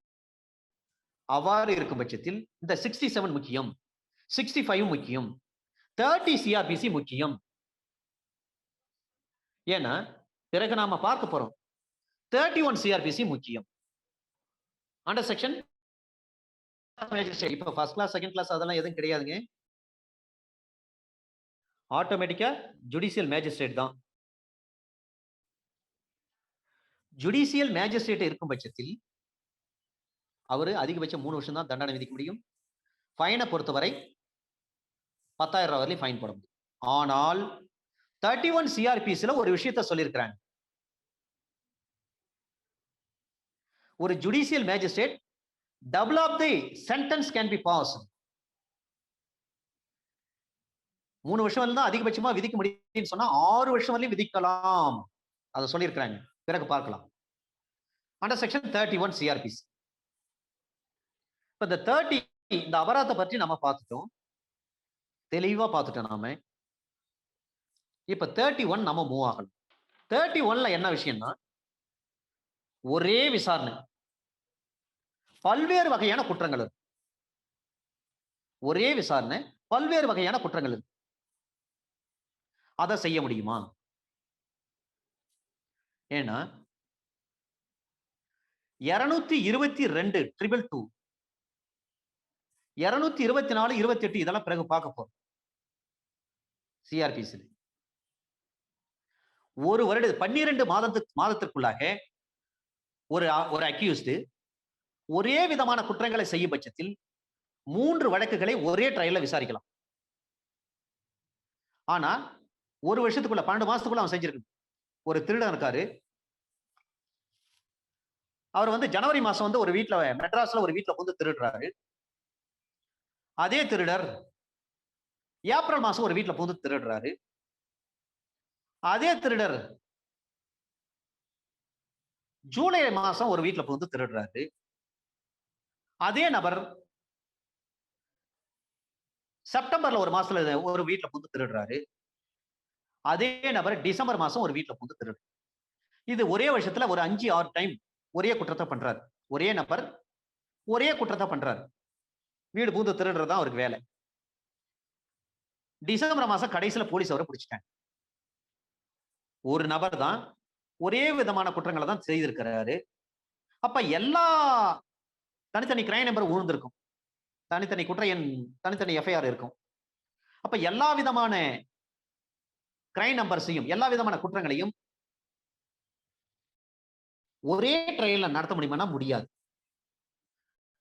தெளிவா சொல்லப்பட்டிருக்கிறது சிஆர்பிசில 12 மாதங்களுக்குள் ஒரே விதமான குற்றத்தை ஒரு நபர் செய்யும் பட்சத்தில் 3 வழக்குகளை மட்டும்தான் ஒரே ட்ரையல்ல நடத்த முடியும். நாம பிறகு பார்க்கலாம். இங்க ஒரு சாம்பிள் சொல்றேன். ஒரு விசாரணை பல குற்றங்கள் எனில், விசாரணை ஒரு விசாரணை ஒரு ட்ரையல் தான், பல குற்றங்கள் எனில் ஒவ்வொரு குற்றங்களுக்கும் தனித்தனி தண்டனை கொடுக்கணும். இந்த 31 சிஆர்பிசில சொல்லப்பட்டிருக்கின்ற விஷயம் ஐபிசில ஒரு இடத்துல அப்படியே கான்ட்ரோவர்சியா இருக்கு, மாறும். ஜட்ஜ்மெண்ட் இருக்கு அதுக்கு. 279 337 இதுல கேஸ் வருது. 2 தனித்தனி செக்ஷன். 279 தனி செக்ஷன், 337 தனி செக்ஷன். இது எதுக்கு போடுவாங்கன்னா, நம்ம 2 வீலர் ஓட்டிட்டு போறோம், இத காரோ லாரியோ ஓட்டிட்டு போறோம், ஒரு ஆக்சிடென்ட் பண்ணிட்டோம், சிம்பிள் இன்ஜுரி. அப்ப ஐபிசில எந்த செக்ஷன்ல கேஸ் போடுவாங்க? Under section 279 IPC. அதனுடன் இணைத்து 337ல கேஸ் போடுவாங்க. 279 337ல கேஸ் போடுறாங்க. அப்ப 2 தனித்தனி தானே. அப்ப ஜுடிஷியல் மேஜிஸ்ட்ரேட் இதை விசாரித்து 279க்கு ஒரு தண்டனையும் 337க்கு ஒரு தண்டனை கொடுக்க முடியுமா என்று சொல்லி பார்த்தால் கொடுக்க முடியாது. ஜட்ஜ்மெண்ட் இருக்கு. 2த்துக்கு சேர்த்து ஒரு தண்டனை தான் கொடுக்க முடியும். ஆனா இங்க 31 சிஆர்பிஎஸ்ல இப்ப நம்ம சில விஷயங்கள் பார்க்க போறோம். இதுக்கு அதுக்கு எவ்வளவு வித்தியாசம் படுதுன்னு நீங்க தெரிஞ்சுக்கணும். நீங்க ஆக்சிடென்ட் கேஸ் இப்ப சொன்னேன் 279 337. 279க்கு தனியா தண்டனை கொடுக்க முடியாது, 337க்கு தனியா தண்டனை கொடுக்க முடியாது. 2 சேர்த்து ஒன்னா தான் தண்டனை கொடுக்க முடியும்.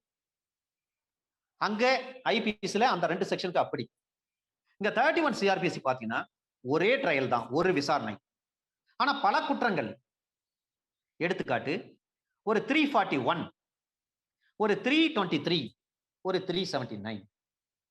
341 என்னது? வழி மறிக்கிறோம் நாங்க. 323 என்ன? வழி மறிச்சு அவனை அடிக்கிறோம், கையால் அடிக்கிறோம், வெறும் கையால் அடிக்கிறோம். 379 அவங்ககிட்ட இருந்து பொருளை எடுக்கிறோம், அதாவது திருடுறோம். ஒரு நபருக்கு சொந்தமான பொருளை அவரது அனுமதி இல்லாமல் எடுத்தாலே அது திருட்டு. தெப்ட் டிஃபைனிங் செக்ஷன் நீங்க ஐபிசி பார்த்தீங்கன்னா, what is the meaning for theft அப்படின்ற இடத்துல டு மூவ் அப்படின்ற வார்த்தை இருக்கும். அசைத்தல் அல்லது நகர்தல். கொஞ்சமாவது ஒரு பொருள் இருக்கிற நிலையிலிருந்து ஒரு துளியாவது அசைந்து இருந்தால் அதுக்கு பேர் திருட்டு சார். அந்த மூவ் இருக்கணும், நகர்தல் இருக்கணும். நகர்த்திட்டீங்க ஒரு பொருள், ஒரு அண்டா இருக்கு ஒரு வீட்டுல, அந்த அண்டாவை சும்மா ஒரு ஒரு கொஞ்சோண்டு இருக்கிற இடத்துல இருந்து வேற இடத்துல கொஞ்சம் நகர்த்தி வைத்தாவே அது திருட்டு. எப்போ திருட்டா வரும்? when it will come under theft without getting the permission of the owner of goods or vehicle. அந்த பொருளுடைய உடைமையாளரின் அனுமதி இல்லாமல் அந்த பொருளை எடுக்கும் பட்சத்தில் அது theft. 378 ஐபிசி டிஃபைனிங் செக்ஷன்ல தெளிவா சொல்லப்பட்டிருக்கு. பனிஷ்மெண்ட் 379ல சொல்றேன். இப்ப இங்க பாருங்க, ஒருத்தர் வழி மறிக்கிறாரு, வழி மறிச்சு ஒரு கணத்துல ஒரு அரை அரைஞ்சு அவர் பாக்கெட்ல இருந்து ஒரு 10 ரூபாய் பணத்தை எடுத்துட்டாருன்னு வச்சு, வழிமறிக்கு அவரை தடுத்து நிறுத்துறாரு. அண்டர் செக்ஷன் 341 ஐபிஎஸ்ல கேஸ் போடுவார். அவர் கன்னத்துல வெறும் கையால் அரைஞ்சிட்டார், அடிச்சிட்டார். 323 கேஸ் போடுறாங்க.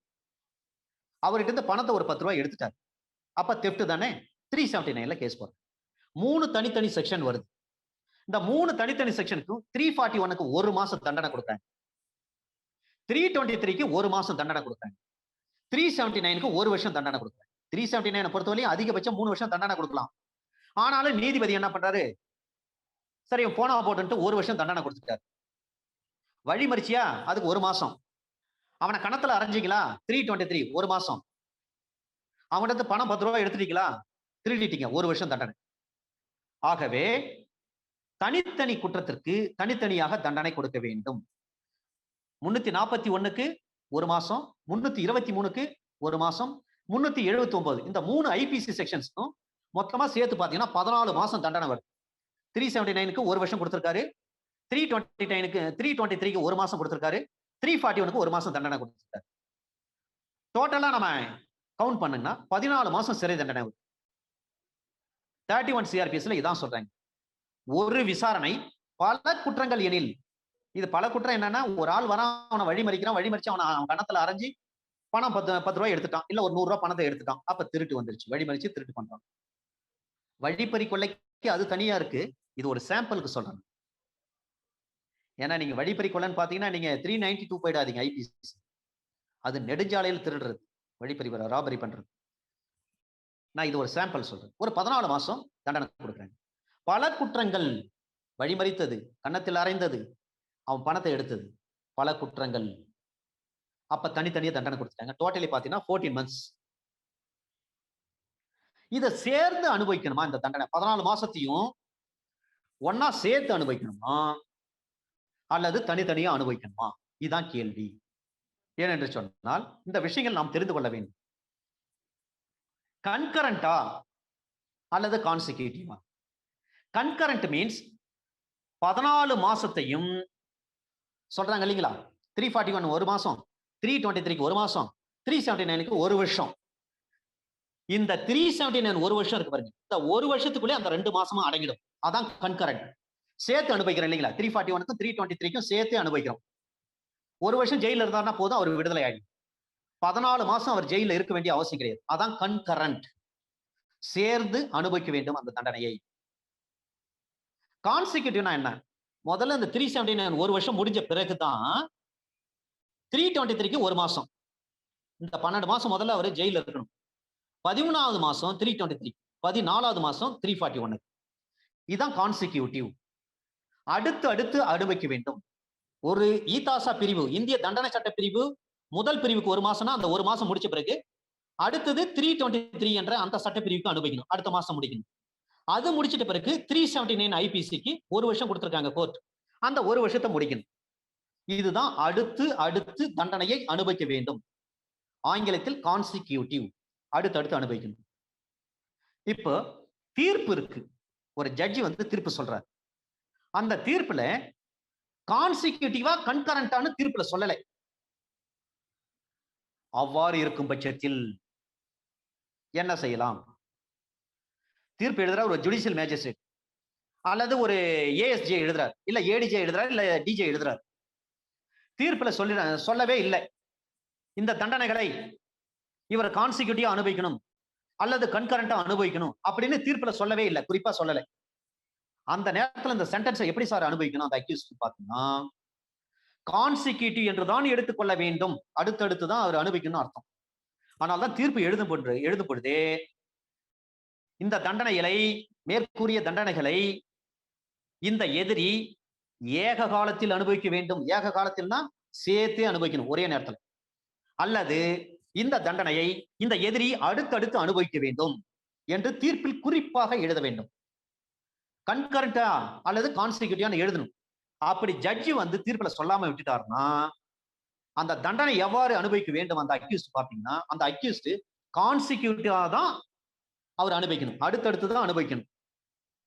அங்க போய் எனக்கு கன்கரண்ட் கொடுங்க அப்படின்னு கேட்கவே முடியாது. ஏன்னா ஜட்ஜி ஏற்கனவே தீர்ப்பிலே எதுவுமே சொல்லலை.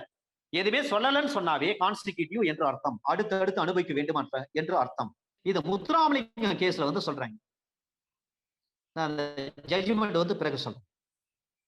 அடுத்தது கான்சிக்யூட்டிவ்னா அதனுடைய கூட்டுத்தொகை எவ்வளவு இருக்கும்? அடுத்த கேள்வி.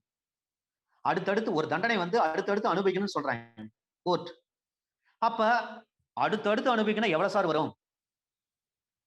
சே ஃபார் எக்ஸாம்பிள், ஒரு வழிப்பறி பண்றாரு ஒருத்தர் 392.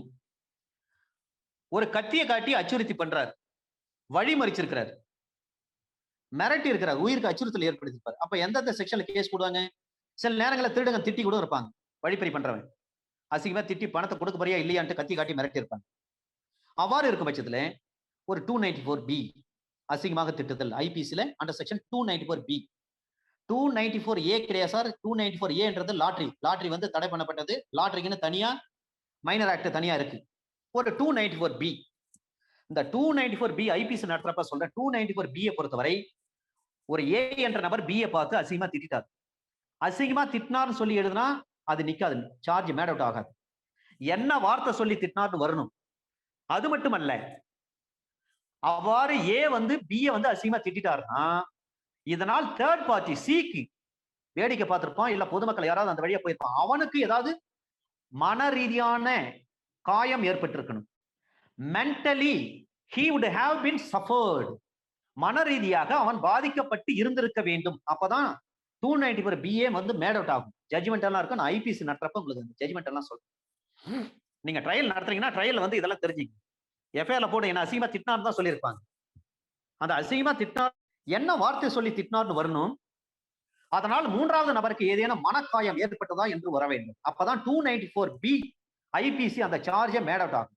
சார் ரைட், அசிங்கமா திட்டிருப்பாரு, கத்தியை காட்டி மிரட்டிருப்பாரு. அப்ப 506 பார்ட் 2 போட்டிருக்கலாம், இல்ல பார்ட் 1 கூட போட்டிருக்கலாம்.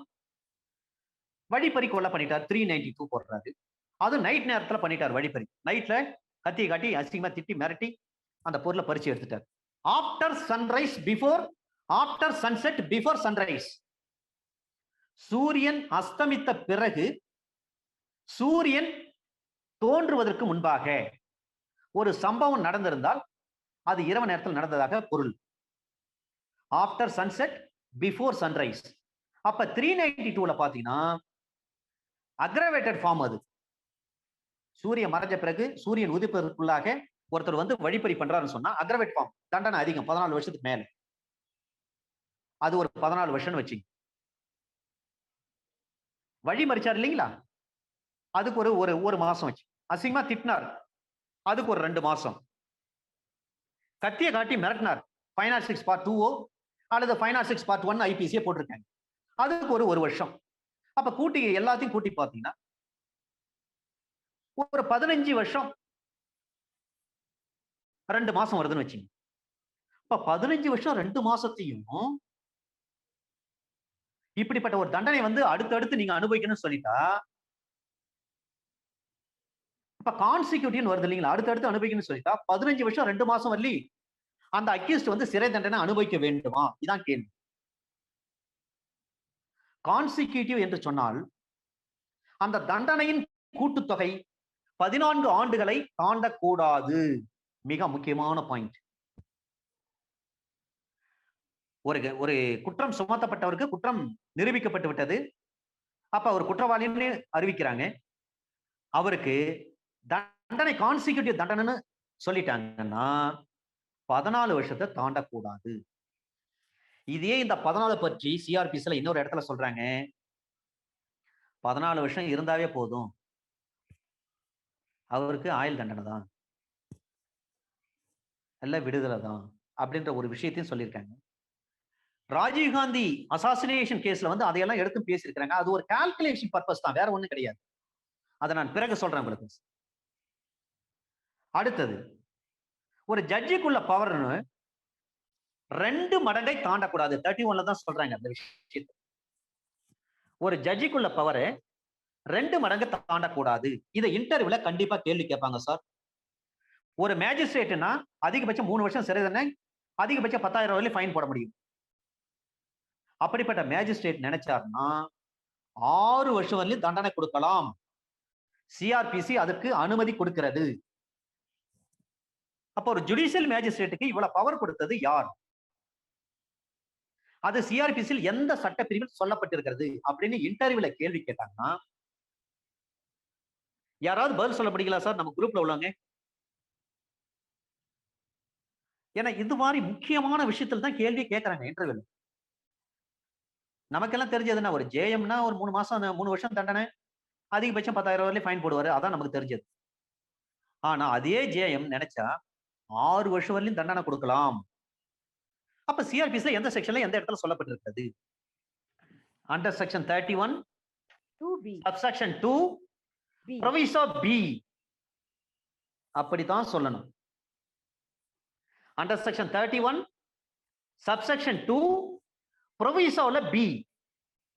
Under section 31 subsection 2 proviso B. A B வருது பாருங்க B. இதுல தான் சார் சொல்றாங்க ஒரு மேஜிஸ்ட்ரேட்னா 3 ஆண்டுகள் அதனுடன் இணைத்து ஒரு 3 ஆண்டுகள் 2 மடங்கு. அப்போ ஒரு ஜேஎம் பாத்தீங்கன்னா 6 வருஷம் தண்டனை கொடுக்கலாம். ஒரு சிஜேஎம் எவ்வளவு கொடுக்கலாம் சார்? 14 வருஷம் வரையிலும் தண்டனை கொடுக்கலாம். ஒரு அசிஸ்டன்ட் செஷன் ஜட்ஜி ஏஎஸ்ஜே எவ்வளவு கொடுக்கலாம்? 14 வருஷம் கொடுக்கலாம். ஒரு செஷன்ஸ் நீதிபதி, மாவட்ட அமர்வு நீதிபதி, அவரு எவ்வளவு தரலாம்? அவரும் 14 வருஷம் தரலாம். இந்த சிஜேஎம், ஏஎஸ்ஜே, செஷன்ஸ் ஜட்ஜி இந்த 3 பேரும் 14 வருஷத்தை தாண்டக்கூடாது. ஏன்னா கான்சிக்யூட்டிவ் சென்டென்ஸ் என்று சொன்னாலே 14 வருஷத்தை தாண்டக்கூடாதுன்னு ஏற்கனவே உள்ள விஷயத்துல சொல்லிட்டாங்க. ஆனால் ஒரு ஜுடிஷியல் மேஜிஸ்ட்ரேட் 6 வருஷம் தாண்டக்கூடாது. ஒரு சீஃப் ஜுடிஷியல் மேஜிஸ்ட்ரேட் 14 வருஷத்தை தாண்டக்கூடாது. In such orders as the court may direct, இத சொன்னது ஹைகோர்ட் நீதிபதி மாண்புமிகு நீதியரசர் வி ராம்குமார். அந்த நீதியரசர் ஐயா தான் இத நல்லா கால்குலேட் பண்ணி கொடுத்தாங்க ஒரு ஜட்ஜ்மெண்ட். கான்சிக்யூட்டிவ் சென்டென்ஸ் கொடுக்குறீங்க, அடுத்தடுத்து இந்த தண்டனை அனுபவிக்க வேண்டும் என்று சொல்லி அந்த எதிரிக்கு உத்தரவிடுகின்ற பொழுது அந்த கான்சிக்யூட்டிவ் சென்டென்ஸ் 14 ஆண்டுகளை மேற்படக்கூடாது. ஒரு ஜுடிஷியல் மேஜிஸ்ட்ரேட்டா இருக்கும் பட்சத்தில் 6 வருஷத்தை தாண்டக்கூடாது. ஒரு சிஜேஎம் இருக்கும் பட்சத்தில் 14 ஆண்டுகளை தாண்டக்கூடாது. ஒரு அசிஸ்டன்ட் செஷன் ஜட்ஜாக இருக்கும் பட்சத்தில் 14 ஆண்டுகளை தாண்டக்கூடாது. ஒரு செஷன் ஜட்ஜாக இருக்கும் பட்சத்தில் 14 ஆண்டுகளை தாண்டக்கூடாது. If it comes under consecutive sentence, lordship V Ramkumar Kerala high court judge அவர் ரிட்டையர்ட் ஆயிட்டாரு. அவர் தான் இதை அழகா கிளாசிஃபை பண்ணி சொன்னார். பனிஷ்மெண்ட் மே இம்போஸ் 374 பாருங்க அண்டர் செக்ஷன் 31 சப்செக்ஷன் 3 இதனுடன் இணைத்து 374 சிஆர்பிசி அதை நீங்க பார்க்கணும். அண்டர் செக்ஷன் 31 சப்செக்ஷன் 3 ஒரு தண்டிக்கப்பட்ட குற்றவாளி இருக்காரு, ஒரு மேல்முறையீடு போறாரு. அவர் மீது எந்த பிரிவின் மீது விதிக்கப்பட்ட தொடர் தண்டனை சம்பந்தமாக மொத்தத்தையும் ஒரே தண்டனையாக கொள்ளணும். அடுத்தடுத்து அனுபவிக்கணும்னு சொல்றாங்களே, இது எல்லாம் ஒன்னா சேர்த்து இது சம்பந்தமா 374 போறாரு சிஆர்பிசி படி மேல்முறையீடு போறாரு. அது எங்க போக முடியும்? தி பனிஷ்மெண்ட் மே இம்போஸ் 7 years above. ஒரு தண்டனை 7 ஆண்டுகளுக்கு மேற்பட்டதாக இருக்கும் பட்சத்தில் appeal is to be preferred before high court. மறக்க கூடாது. ஏன்னா டிஃபைனிங் செக்ஷன்ல bailable offence under section 2A அதுல சொல்றாங்க பெயிலபிள் அஃபென்ஸ்னா என்னன்னு சொல்றாங்க, நான் பெயிலபிள் அஃபென்ஸ்னா என்னன்னு சொல்றாங்க. விஷயத்தை நல்லா கிளாசிஃபை பண்ணும், கூர்மையா கவனிக்கணும். நான் பெயிலபிள் அஃபென்ஸ்னா 3 ஆண்டுகளுக்கு மேற்பட்டு தண்டிக்கக்கூடிய வழக்கெல்லாம் நான் பெயிலபிள்னு சொல்லியிருக்காங்க. அது அப்படியே நீங்க காக்னிசபிள் வாங்க அண்டர் செக்ஷன் 2C. காக்னிசபிள்னா என்ன? நீதிமன்றத்தினுடைய உத்தரவு இல்லாம ஒருத்தரை கைது பண்ணலாம், அதான் காக்னிசபிள். அதுல என்ன சொல்றாங்க வார்த்தை, 2 ஆண்டுகளுக்கு மேற்பட்டு தண்டிக்கக்கூடிய வழக்கு எதுவாக இருக்கும் பட்சத்தில் அது காக்னிசபிள் சொல்லிட்டாங்க.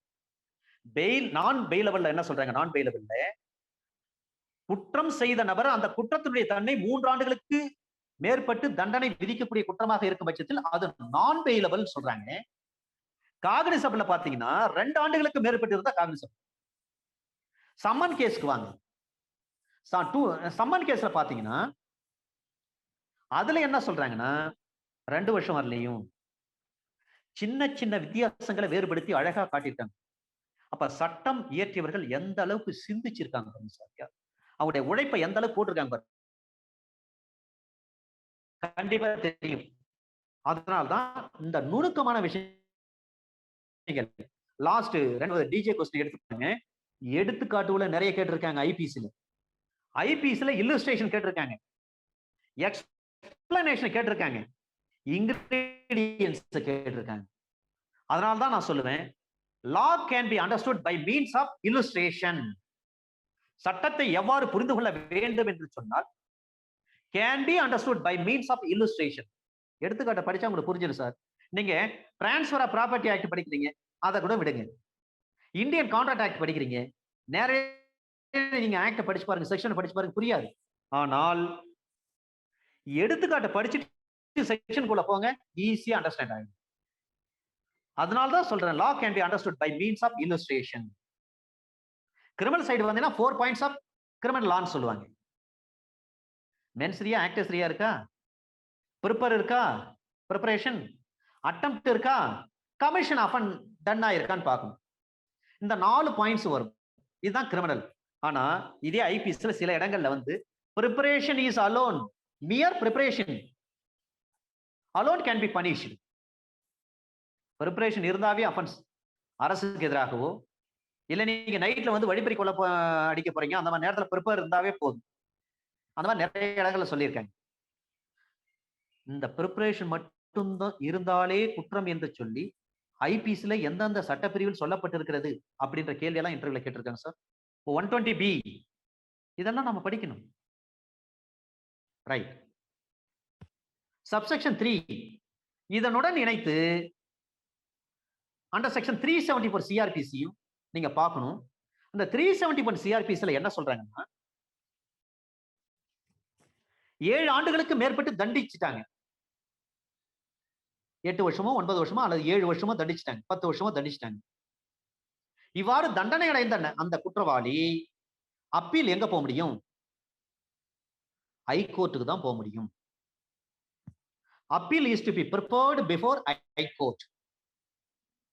ஒரு சிஜேஎம் இருக்கார், சீஃப் ஜுடிஷியல் மேஜிஸ்ட்ரேட்.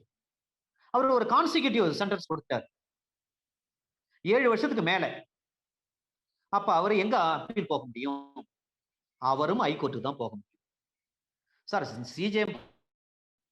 ஆனால் அண்டர் செக்ஷன் 31 சப்செக்ஷன் 2 ப்ரொவிசோ பில தெளிவா சொல்லியிருக்கிறாங்க, 2 மடங்கு வரலையும் கொடுக்கலாம். ஆனா கான்சிக்யூட்டிவ் சென்டென்ஸா இருக்க பட்சத்தில் அது தாண்டக்கூடாது. அந்த மாதிரி இந்த சிஜேஎம் 7 வருஷமோ அல்ல 7 வருஷத்துக்கு மேலே கொடுத்துட்டார். அப்ப அப்பீல் எங்க போக முடியும்? 374 பொறுத்தவரை அப்பீல் ஹைகோர்ட்டுக்கு தான். 3வது பாயிண்ட், A1க்கு ஒரு 7 இயர்ஸ் இல்ல 8 வருஷம் கொடுத்துட்டாங்கன்னு வச்சு, அதே A1க்கு இன்னொரு 1 வருஷம் சேர்த்து கொடுத்தாங்க. அப்ப அப்பீல் எங்க போக முடியும்? அதுவும் ஹைகோர்ட்டுக்கு தான் போக முடியும். இதை சொன்ன வழக்குதான் 2013 volume 2 CTC page number 1. 2013 volume 2 CTC page number 1. 2013 volume 2 CTC page number 1. 2013 volume 2 CTC page number 1. இந்த தவறுதல் தண்டனை டிஃபால்ட் சென்டென்ஸ் இருக்குன்னு வச்சுங்க. அந்த டிஃபால்ட் சென்டென்ஸ் பற்றி ஃபுல் பெஞ்ச் கொடுத்த தீர்ப்பு இந்த case of Domatus DOMATUS Domatus 2013 volume 1 TNLR page number 324 within பிராக்கெட்ல மெட்ராஸ் ஹைகோர்ட் ஃபுல் பெஞ்ச் கொடுத்த தீர்ப்பு இது. இந்த case of Domatus 2013 volume 1 TNLR page number 324 within பிராக்கெட்ல மெட்ராஸ். ஒரு டிஃபால்ட் சென்டென்ஸ் கொடுக்கணும்னா அந்த டிஃபால்ட் சென்டென்ஸை எப்படி நிறைவேற்ற வேண்டும், என்ன முறைப்படுத்த வேண்டும், இந்த ப்ரொசீஜர் எல்லாமே மெட்ராஸ் ஹைகோர்ட்டுடைய ஃபுல் பெஞ்ச் கொடுத்தாங்க அந்த டொமாட்டஸ் வழக்கில். Domatus 2013 volume 1 TNLR page number 324 within பிராக்கெட்ல மெட்ராஸ். அதே போலவே ஒரு குற்றச்சாட்டுகளில் பல குற்றங்கள் இழைக்கப்பட்டு இருந்தால், ஒரு குற்றச்சாட்டு தான், பல குற்றங்கள் அதில் இழைக்கப்பட்டு இருந்தால் அதற்கு என்ன தண்டனை? இந்த case of Manoj, MANOJ, Manoj 2014 page number 81 within பிராக்கெட்ல SC னா சுப்ரீம் கோர்ட். ஒரே குற்றச்சாட்டுகளில் பல குற்றங்கள் இழைக்கப்பட்டு இருந்தால் இந்த case of Manoj 2014 volume 1 crimes page number 81 within பிராக்கெட்ல SC சுப்ரீம் கோர்ட். SC னா சுப்ரீம் கோர்ட். இந்த மனோஜ் வழக்கில் தான் சொல்றாங்க, ஒரு குற்றச்சாட்டு தான் சார், ஆனால் அதில் பல குற்றங்கள் இருக்கும் பட்சத்தில் ஏ என்ற ஒரு பெட்டி கடைக்குள்ள ஒரு நபர் உள்ள பூந்து பெட்டி கடையில் உள்ள பிஸ்கட்டை திருடுறாரு. கடையினுடைய உரிமையாளர் கேட்கிறாரு, அவரை மிரட்டுறாரு.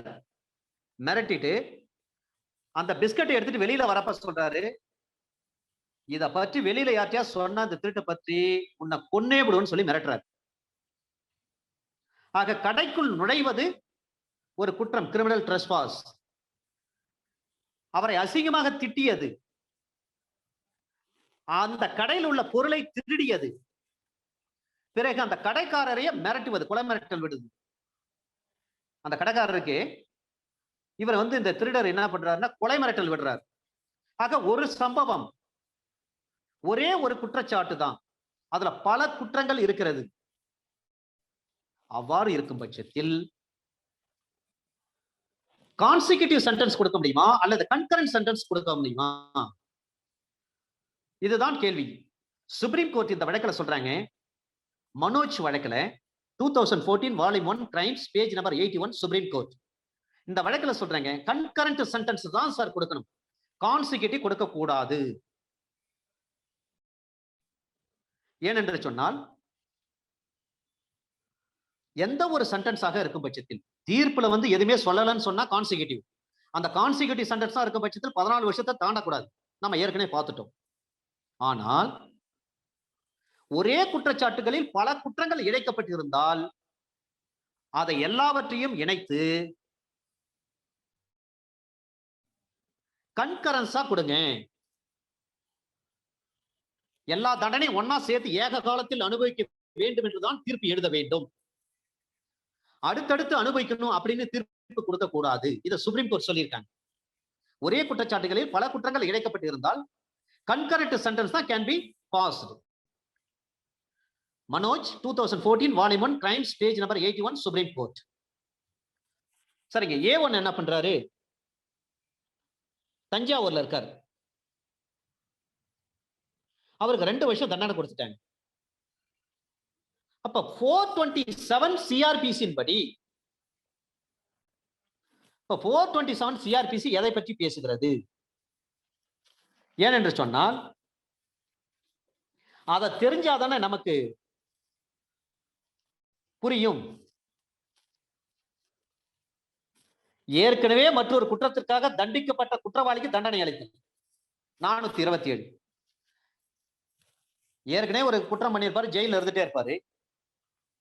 இப்ப ஜெயில போயிட்டு அங்க ஒரு அஃபென்ஸ் பண்றாரு. அப்ப அங்க ஒரு அஃபென்ஸ் பண்றாருன்னா அதுக்கும் தண்டனை கொடுக்க முடியும். இததான் சொல்றாங்க, ஏற்கனவே ஒரு குற்றம் செய்துவிட்டு சிறையில் இருக்கிற ஒரு நபர் sentence on offender already sentenced for another offense, ஏற்கனவே மற்றொரு குற்றத்திற்காக தண்டிக்கப்பட்ட குற்றவாளிக்கு தண்டனை அளித்தல் பற்றி தான் அண்டர் செக்ஷன் 427 சிஆர்பிசி சொல்றாங்க. அவ்வாறு இருக்கும் பட்சத்தில் தஞ்சாவூர்ல ஒருத்தருக்கு 2 வருஷம் தண்டனை கொடுத்தாங்க. இப்போ மெட்ராஸ்ல அதே A1 என்ன பண்றாரு, இன்னொரு குற்றம் பண்றாரு, அங்கேயும் தண்டனை கொடுத்தாங்க. இது போன்ற சூழ்நிலை கான்சிக்யூட்டிவ் சென்டென்ஸ் வருமா, கன்கரண்ட் சென்டென்ஸ் வருமா? சில பேர் ஜெயிலுக்குள்ள போயிட்டு ஜெயில ஸ்கெட்ச் போடுவாங்க. அந்த பெரிய பணக்காரனை இங்க ஆள் வச்சு கடத்தணும்னு சொல்லி இவர் ஸ்கெட்ச் போட்டு கொடுப்பாரு. வெளியில இருக்கிற அவருடைய ஏஜென்ட் கூலிப்படை என்ன பண்ணுவாங்க, அதை எக்ஸிக்யூட் பண்ணுவாங்க. அப்ப போலீஸ் ஆபீசர் கேஸ் போடுறப்ப என்ன பண்ணுவாங்க, ஜெயில ஏற்கனவே தண்டனை அனுபவிச்சுட்டு இருக்காரு இல்லையா, அவர் பேர்ல அந்த குற்றத்திற்கு இவர்தான் மூளையாக இருந்து செயல்பட்டார், குற்ற உடந்தை. அப்பதான் அவருக்கு என்ன தண்டனை, அந்த தண்டனை பின்னிட்டு விசாரிக்க முடியுமா, அது கான்சிக்யூட்டிவா கொடுக்கலாமா அல்லது கன்கரண்டா கொடுக்கலாமா? இதை சொன்ன வழக்கு 2 வழக்கு இருக்கு sir. 2011 MLJ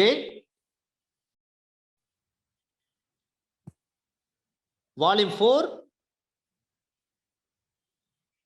page number 798 Balraj வழக்கு. இந்த பால்ராஜ் வழக்குல என்னன்னா, இவரு ஏற்கனவே ஒரு அஃபென்ஸ் பண்ணிட்டு ஜெயில இருக்காரு. இதுக்கு இடையில அவர் என்ன பண்றாரு, இன்னொரு அஃபென்ஸ் பண்றாரு. அப்ப இவருக்கு வந்து கான்சிக்யூட்டிவா கொடுக்கலாமா இல்ல கன்கரண்டா கொடுக்கலாமா, இது ஒரு கேள்வி. இன்னொரு வழக்கு பழனிசாமி வழக்கு. பால்ராஜ் வழக்கு ஏற்கனவே 2011 volume 4 MLJ criminal page number 798. 2011 volume 4 MLJ criminal page number 798 Balraj வழக்கு. இந்த கேஸ் ஆஃப் பால்ராஜ். இதே 2011 இன்னொரு வழக்கு வந்திருக்கு பழனிசாமி வழக்கு. 2011 volume 4 MLJ criminal page number 813. அது பேஜ் நம்பர் 798 பால்ராஜ். இது பேஜ் நம்பர் பாத்தீங்கன்னா 813 813. அதே வருஷம் தான், அதே ஜேர்னல் தான், அதே வால்யூம் தான். 2011 volume 4 MLJ criminal page number 813 Balraj, sorry Palanisamy. இந்த வழக்குல இவர் ஏற்கனவே வந்து இதே மாதிரி அஃபென்ஸ் பண்ணி தண்டிக்கப்பட்டவர். மீண்டும் அதே மாதிரி அஃபென்ஸ் பண்ணிட்டார், வேற ஒரு இடத்துல பண்றாரு. அப்ப இவங்களுக்கெல்லாம் சென்டென்ஸ் எப்படி கொடுக்க முடியும்? இது போன்ற நபர்களுக்கு கான்சிக்யூட்டிவா கொடுக்குறது. இவன் திரும்ப திரும்ப இதே வேலையை தான் பண்றான். அடுத்த கேஸ்லாம் ட்ரையல் கோர்ட் ஜட்ஜ்மெண்ட்ல கன்கரண்டோ அல்லது கான்சிக்யூட்டிவ் என்று சொல்லவில்லை என்று சொன்னால், நாம ஏற்கனவே ஒரு ஜட்ஜ்மெண்ட்ல பார்த்திருக்கிறோம், தீர்ப்புல வந்து அந்த மாதிரி சொல்லாம விட்டுட்டா கான்சிக்யூட்டிவ் தான் வரும் அப்படின்னு நம்ம பார்த்திருக்கோம். இது சுப்ரீம் கோர்ட் கேஸ். இது 2015 volume 1 crimes page number 259 259. 2015 volume 1 crimes page number 259 supreme court. Nagaraja Rao. இந்த கேஸ் ஆஃப் நாகராஜா ராவ். இதுல சுப்ரீம் கோர்ட் என்ன சொல்றாங்கன்னா, தீர்ப்பு எழுதுகின்ற போது நீதிபதிகள் தனது தீர்ப்பில் கான்சிக்யூட்டிவ் அல்லது கன்கரன்ஸ் என்று கண்டிப்பாக சொல்ல வேண்டும். சொல்லாம விடாதீங்க. சொல்லாம விட்டாதானே கான்சிக்யூட்டிவ் சென்டென்ஸா கொடுக்கணும். அப்படி கான்சிக்யூட்டிவ் சென்டென்ஸா கொடுக்கும் பட்சத்துல வந்து 14 வருடங்களை தாண்டக்கூடாது. எனவே தீர்ப்பு எழுதுகின்ற நீதிபதிகள் தங்களது தீர்ப்பில் இந்த குற்றவாளிக்கு அடுத்தடுத்துதான் இந்த தண்டனை அனுபவிக்க வேண்டுமா அல்லது ஏக காலத்தில் அனுபவிக்க வேண்டுமா என்று சொல்லி தீர்ப்பில் தெளிவாக சொல்லப்பட வேண்டும். இதை சொன்ன வழக்குதான் Nagaraja Rao. Nagaraja Rao 2015 volume 1 crimes page number 259 within பிராக்கெட்ல சுப்ரீம் கோர்ட் SC. அடுத்தது ஒருத்தர் வந்து ஒரு 376 IPC ஒரு பாலியல் குற்றத்தில் ஈடுபட்டுட்டார். அவ்வாறு இருக்கும் பட்சத்துல அந்த பெண்ணு எவ்வளவு முயற்சி பண்றாங்க, இவரு மர்டர் பண்ணிடுறார். ஒரு 376 பண்றவர் என்ன பண்றாரு, அந்த பெண்ணை வந்து கொன்னுறார், கொலை பண்ணிடுறார். அவ்வாறு இருக்கும் பட்சத்தில் பெண்கள் சம்பந்தமான குற்றமாக இருக்கும் பட்சத்தில் 376 302 with 376 வருது. இது போன்ற சூழ்நிலையில் நீதிமன்றம் கான்சிக்யூட்டிவ் சென்டென்ஸ் கொடுக்க முடியுமா அல்லது கன்கரண்ட் சென்டென்ஸ் கொடுக்க முடியுமா? சுப்ரீம் கோர்ட் தெளிவா சொல்லியிருக்காங்க. 376 ரெட் வித் 302 வந்தாலும் சரி, பெண்கள் சம்பந்தமான குற்றமாக இருக்கும் பட்சத்தில் கான்சிக்யூட்டிவ் சென்டென்ஸ் தான் நீங்க கொடுக்கணும். ஏனென்று சொன்னால் இந்த குற்றமே பெண்கள் சம்பந்தப்பட்ட குற்றம். எனவே கான்சிக்யூட்டிவ் சென்டென்ஸ் நீங்க இம்போஸ் பண்ணுங்க. சென்டென்ஸ் பாத்தீங்கன்னா, ஒரு பெண்ணை பாலியல் பலாத்காரம் செய்து கொலை செய்து விட்டார். அப்ப 376 302 போட்டிருப்பாங்க. 376 302 சென்டென்ஸ் வருதுன்னு சொன்னா இந்த செக்ஷன்ல சார்ஜ் மேட் அவுட் ஆயுது. அப்ப அந்த அக்யூஸ்ட் வந்து தண்டனை கொடுக்குறாங்க. தண்டனை கொடுக்கும் பட்சத்தில் அவருக்கு வந்து கான்சிக்யூட்டிவ் தான் கொடுக்கணும், கன்கரண்ட் கொடுக்காதீங்க. ஏக காலத்தில் அனுபவிக்க வேண்டும் என்று தீர்ப்பு எழுதாதீர்கள். அடுத்தடுத்து அனுபவிக்கணும். 376 எத்தனை வருஷமோ அதை அனுபவிக்கணும். அது முடிஞ்சிட்ட பிறகு 302க்கு எத்தனை வருஷமோ அதை அனுபவிக்கணும். ஏன்னா 302 கொடுப்பாங்க, அதுல லைஃப் சென்டென்ஸ் கொடுக்கலாம். சுப்ரீம் கோர்ட் தெளிவா சொல்றாங்க, 376 மேட் அவுட் ஆகுது. அது போன்ற தீர்ப்புகள்ல கான்சிக்யூட்டிவ் கொடுங்க, அவனுக்கு கன்கரண்ட் கொடுக்காதீங்க. தயவு தாட்சியமே பார்க்காதீங்க அந்த அக்யூஸ்ட். அடுத்தடுத்து தான் அவன் அனுபவிக்கணும் அப்படின்னு சுப்ரீம் கோர்ட் இந்த வழக்கில் சொல்லியிருக்காங்க. இன்றைய Muthuramalingam 2015 volume 2 Madras weekly notes criminal page number 145 within பிராக்கெட்ல எஸ்சின்னு போட்டுங்க. எஸ்சினா சுப்ரீம் கோர்ட். இன்றி முத்துராமலிங்கம், இந்த case of Muthuramalingam 2015 volume 2 Madras weekly notes criminal page number 145 145 within பிராக்கெட்ல சுப்ரீம் கோர்ட். ஆக பெண்களுக்கு எதிரான குற்றமாக இருக்கும் பட்சத்தில், தண்டனை விதிக்கப்படும் பட்சத்தில் அவருக்கு அடுத்தடுத்து தண்டனை தான் அனுபவிக்க வேண்டும். ஏக காலத்தில் அனுபவிக்க முடியாது. அந்த தண்டனை அடுத்தடுத்து தான் அனுபவிக்கணும். இத கான்ஸ்டிடியூஷன் பெஞ்ச் கொடுத்த தீர்ப்பு சார் இது. இந்த முத்துராமலிங்கம் வழக்கு நமக்கு எல்லாருக்குமே தெரியும். சிங்கிள் பெஞ்சு, டிவிஷன் பெஞ்சு, ஃபுல் பெஞ்சு, கான்ஸ்டிடியூஷன் பெஞ்ச். இதை யாராவது நம்ம குரூப்ல உள்ளவங்க சொல்ல முடியுங்களா சார்? இதை பற்றி இந்திய அரசியலமைப்பு சட்டம் எந்த ஷரத்தில் சொல்லப்பட்டிருக்கிறது? சில புத்தகத்தில் ஷரத்து என்று இருக்கும், சில புத்தகத்தில் உறுப்பு என்று இருக்கும், சில புத்தகத்தில் சட்ட பிரிவு என்று இருக்கும். கான்ஸ்டிடியூஷனை பொறுத்தவரை ஆர்டிகல் என்றுதான் உச்சரிக்க வேண்டும், செக்ஷன் என்று சொல்லக்கூடாது. அதை போல ஷரத்து என்றுதான் தமிழில் உச்சரிக்க வேண்டும். சார் ரைட், எந்த ஆர்டிகல்ல இது சொல்லப்பட்டிருக்கு? யாராவது சொல்ல முடியுங்களா சார்? நம்ம குரூப்ல உள்ளவங்க. சிங்கிள் பெஞ்சு, டிவிஷன் பெஞ்சு, ஃபுல் பெஞ்சு, கான்ஸ்டிடியூஷன் பெஞ்ச், இந்த வார்த்தைகளை இந்திய அரசியலமைப்பு சட்டத்தில் எந்த ஷரத்தில் சொல்லப்பட்டிருக்கிறது? யாராவது சொல்ல முடியுங்களா சார்? நம்ம குரூப்ல உள்ளவங்க. இதெல்லாம் அடிப்படை விஷயம், இதெல்லாம் நம்ம தெரிஞ்சுக்கணும் சார். யாராவது சொல்லுங்க சார். ஓகே, இந்த முத்துராமலிங்கம் வழக்கில் சொல்றாங்க, கான்ஸ்டிடியூஷனுடைய பெஞ்ச் இந்த தீர்ப்பு கொடுத்தாங்க. இதுல யார் யார் அமர்ந்திருக்காங்க இந்த அமர்வு? டி.எஸ். தாக்கூர், அவர் தான் chief justice of India. TS. Thakur, Ibrahim Kalifulla, Sikri,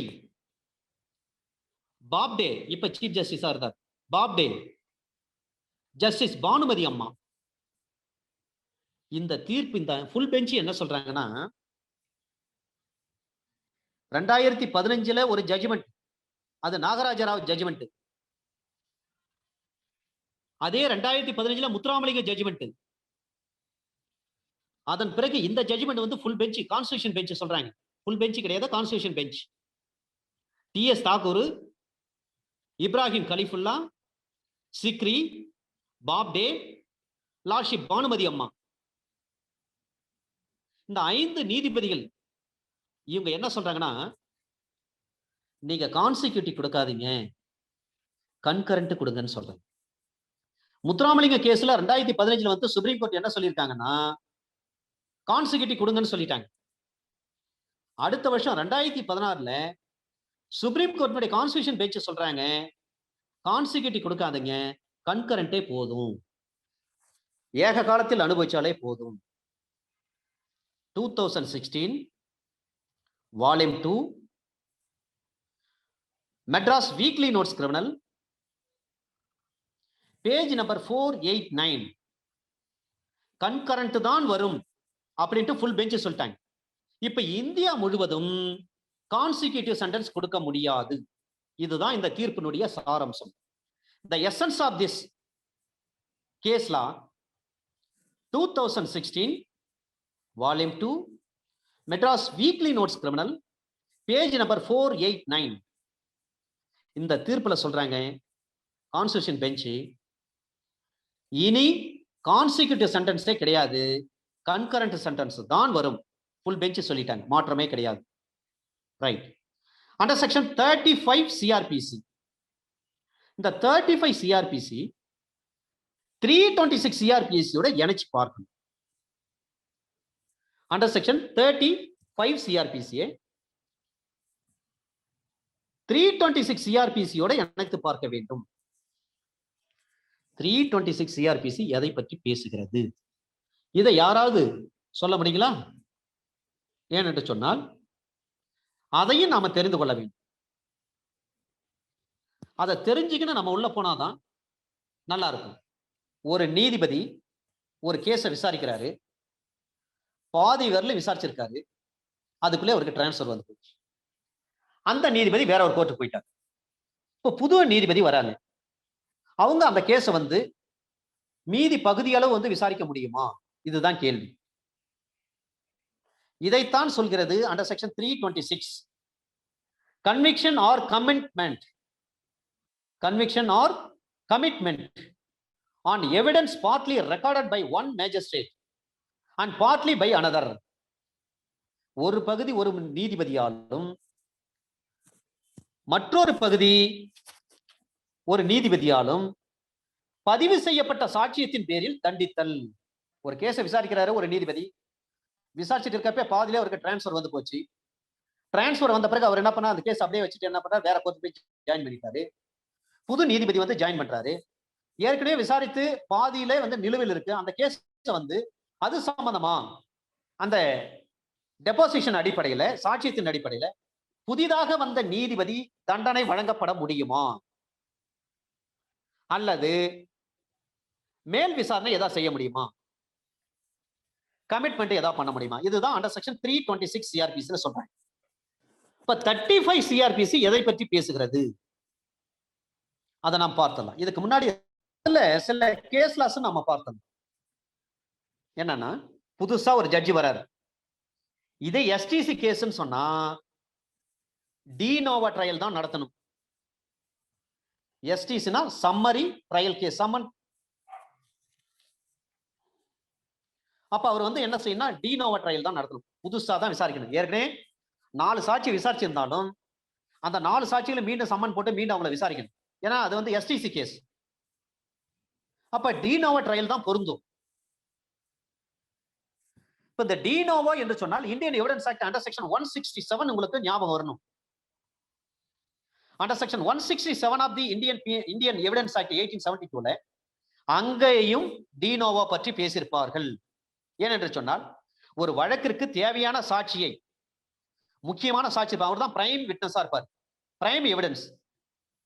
அந்த பிரைமரி எவிடன்ஸை விட்டுட்டு ஒரு நீதிபதி தீர்ப்பு சொன்னா அந்த தீர்ப்பு பிரயோஜனம் கிடையாது. அதே போல ஒரு வழக்குக்கு சம்பந்தமே இல்லாத ஒருத்தவங்க ஒரு சாட்சியை கொண்டு வந்து விசாரிச்சு அதன் அடிப்படையில் தீர்ப்பு சொன்னாலும் அதுவும் சரியான தீர்ப்பா இருக்காது. அப்ப சரியான தீர்ப்பு என்று சொன்னால் அந்த வழக்கிற்கு சம்பந்தப்பட்ட சாட்சிகளையோ அல்லது சான்றாவணங்களையோ வைத்துதான் தீர்ப்பு வழங்க வேண்டும். இதுதான் அட்ஜுடிகேஷன். அப்ப நீதி பரிபாலனம் செய்கின்ற பொழுது அந்த வழக்கிற்கு தொடர்புடைய ஃபேக்ட் இன் இஷ்யூ ஆர் ரெலவென்ட் ஃபேக்ட் அதை வைத்துதான் சார் தீர்ப்பு வழங்கணும். அது இல்லாம இந்த வழக்கே சம்பந்தம் இருக்காது, அந்த சாட்சியை விசாரிச்சு அதுல வந்து தீர்ப்பு கொடு சொன்னா அந்த தீர்ப்பு செல்லாது. அந்த வழக்குக்கு தேவையான சாட்சியை விட்டுட்டு இவர் தீர்ப்பு சொன்னாலும் செல்லாது. இது under section 167 Indian evidence act 1872 சொல்றாங்க. அப்ப அங்க என்ன செய்ய முடியும், 167 வந்து எவிடன்ஸ் ஆக்டை இன்வோக் பண்ணணும்னு சொன்னா டி நோவா ட்ரையல் தான் நடத்தணும். அதை போலதான் சிஆர்பிசில 326 அங்க 167 இந்திய எவிடன்ஸ் ஆக்ட் சொல்றாங்க, சாட்சிய சட்டம் பிரிவு 167 சொல்லப்பட்டிருக்கிற விஷயங்கள் அதை அப்படியே அண்டர் செக்ஷன் 326 சிஆர்பிசில அப்படியே அப்ளிகபிள் ஆகுது பாருங்க. இங்க என்ன சொல்றாங்கன்னா, ஒரு நீதிபதி ஏற்கனவே விசாரிக்கிற பாதி அளவுக்கு விசாரிச்சு அந்த எவிடன்ஸ் வச்சிருக்காரு, அதுக்குள்ள அவர் போயிட்டாரு, வேற நீதிபதி வராங்க, அந்த எவிடன்ஸ் வச்சு இவர் ஏதாவது தீர்ப்பு தண்டனை கொடுக்க முடியுமா அப்படின்றாங்க. அது எஸ்டிசி கேஸா இருக்கும் பட்சத்துல நீங்க தண்டனை கொடுக்க முடியாது, புதுசா கேஸ ட்ரையல் நடத்துங்க. இத சொன்ன வழக்கு தான் Nitin Boy. Nitin Boy, NITIN, Nitin Boy, BOY, Nitin Boy, 2012, volume 2, MLJ criminal, page number 388, within பிராக்கெட்ல SC, சுப்ரீம் கோர்ட். நீங்க 35 சிஆர்பிசி நீங்க பாக்குறீங்கன்னு சொன்னா, 35 சிஆர்பிசி எதை பற்றி பேசுது? நீதிபதிகள் மற்றும் நடுவர்களுடைய அதிகாரங்களை, பதவியில் அவர்களை எடுத்து வருவோர், அவருக்கு அடுத்து யார் வராங்களோ அடுத்து வருவோர் செலுத்துதல் பற்றியது. Power of judges and magistrate exercisable by their successor in office. இந்த 35 நாம சிஆர்பிசி படிக்கின்ற பொழுது 326 சிஆர்பிசியும் நாம் இணைத்து பார்க்க வேண்டும். 326 சிஆர்பிசி பார்க்கின்ற பொழுது 167 இந்தியன் எவிடன்ஸ் ஆக்டையும் நாம் இணைத்து பார்க்க வேண்டும். 35 அண்டர் செக்ஷன் சிஆர்பிசில under section 35, 326 read with Indian evidence ஆக்ட்ல அண்டர் செக்ஷன் 167. நிட்டின் பாய் வழக்குல சொல்றாங்க, Nitin Boy 2012, volume 2, MLJ criminal, page number 388, 388, within பிராக்கெட்ல சுப்ரீம் கோர்ட். அப்ப 35 பாக்குறப்ப 326 பாருங்க சார் அப்படின்னு சொன்னாங்க. 326 பார்க்கின்ற போது 167 நம்ம இணைத்து பார்க்க வேண்டும், இந்தியன் எவிடன்ஸ் ஆக்ட். இந்த நிட்டின் பாய் கேஸ் சுப்ரீம் கோர்ட் சொல்லியிருக்காங்க, எஸ்டிசி கேஸ்னா டீனோவா ட்ரையல் நடத்துங்க, மீண்டும் வந்து விசாரணை பண்ணுங்கன்னு சொன்னாங்க.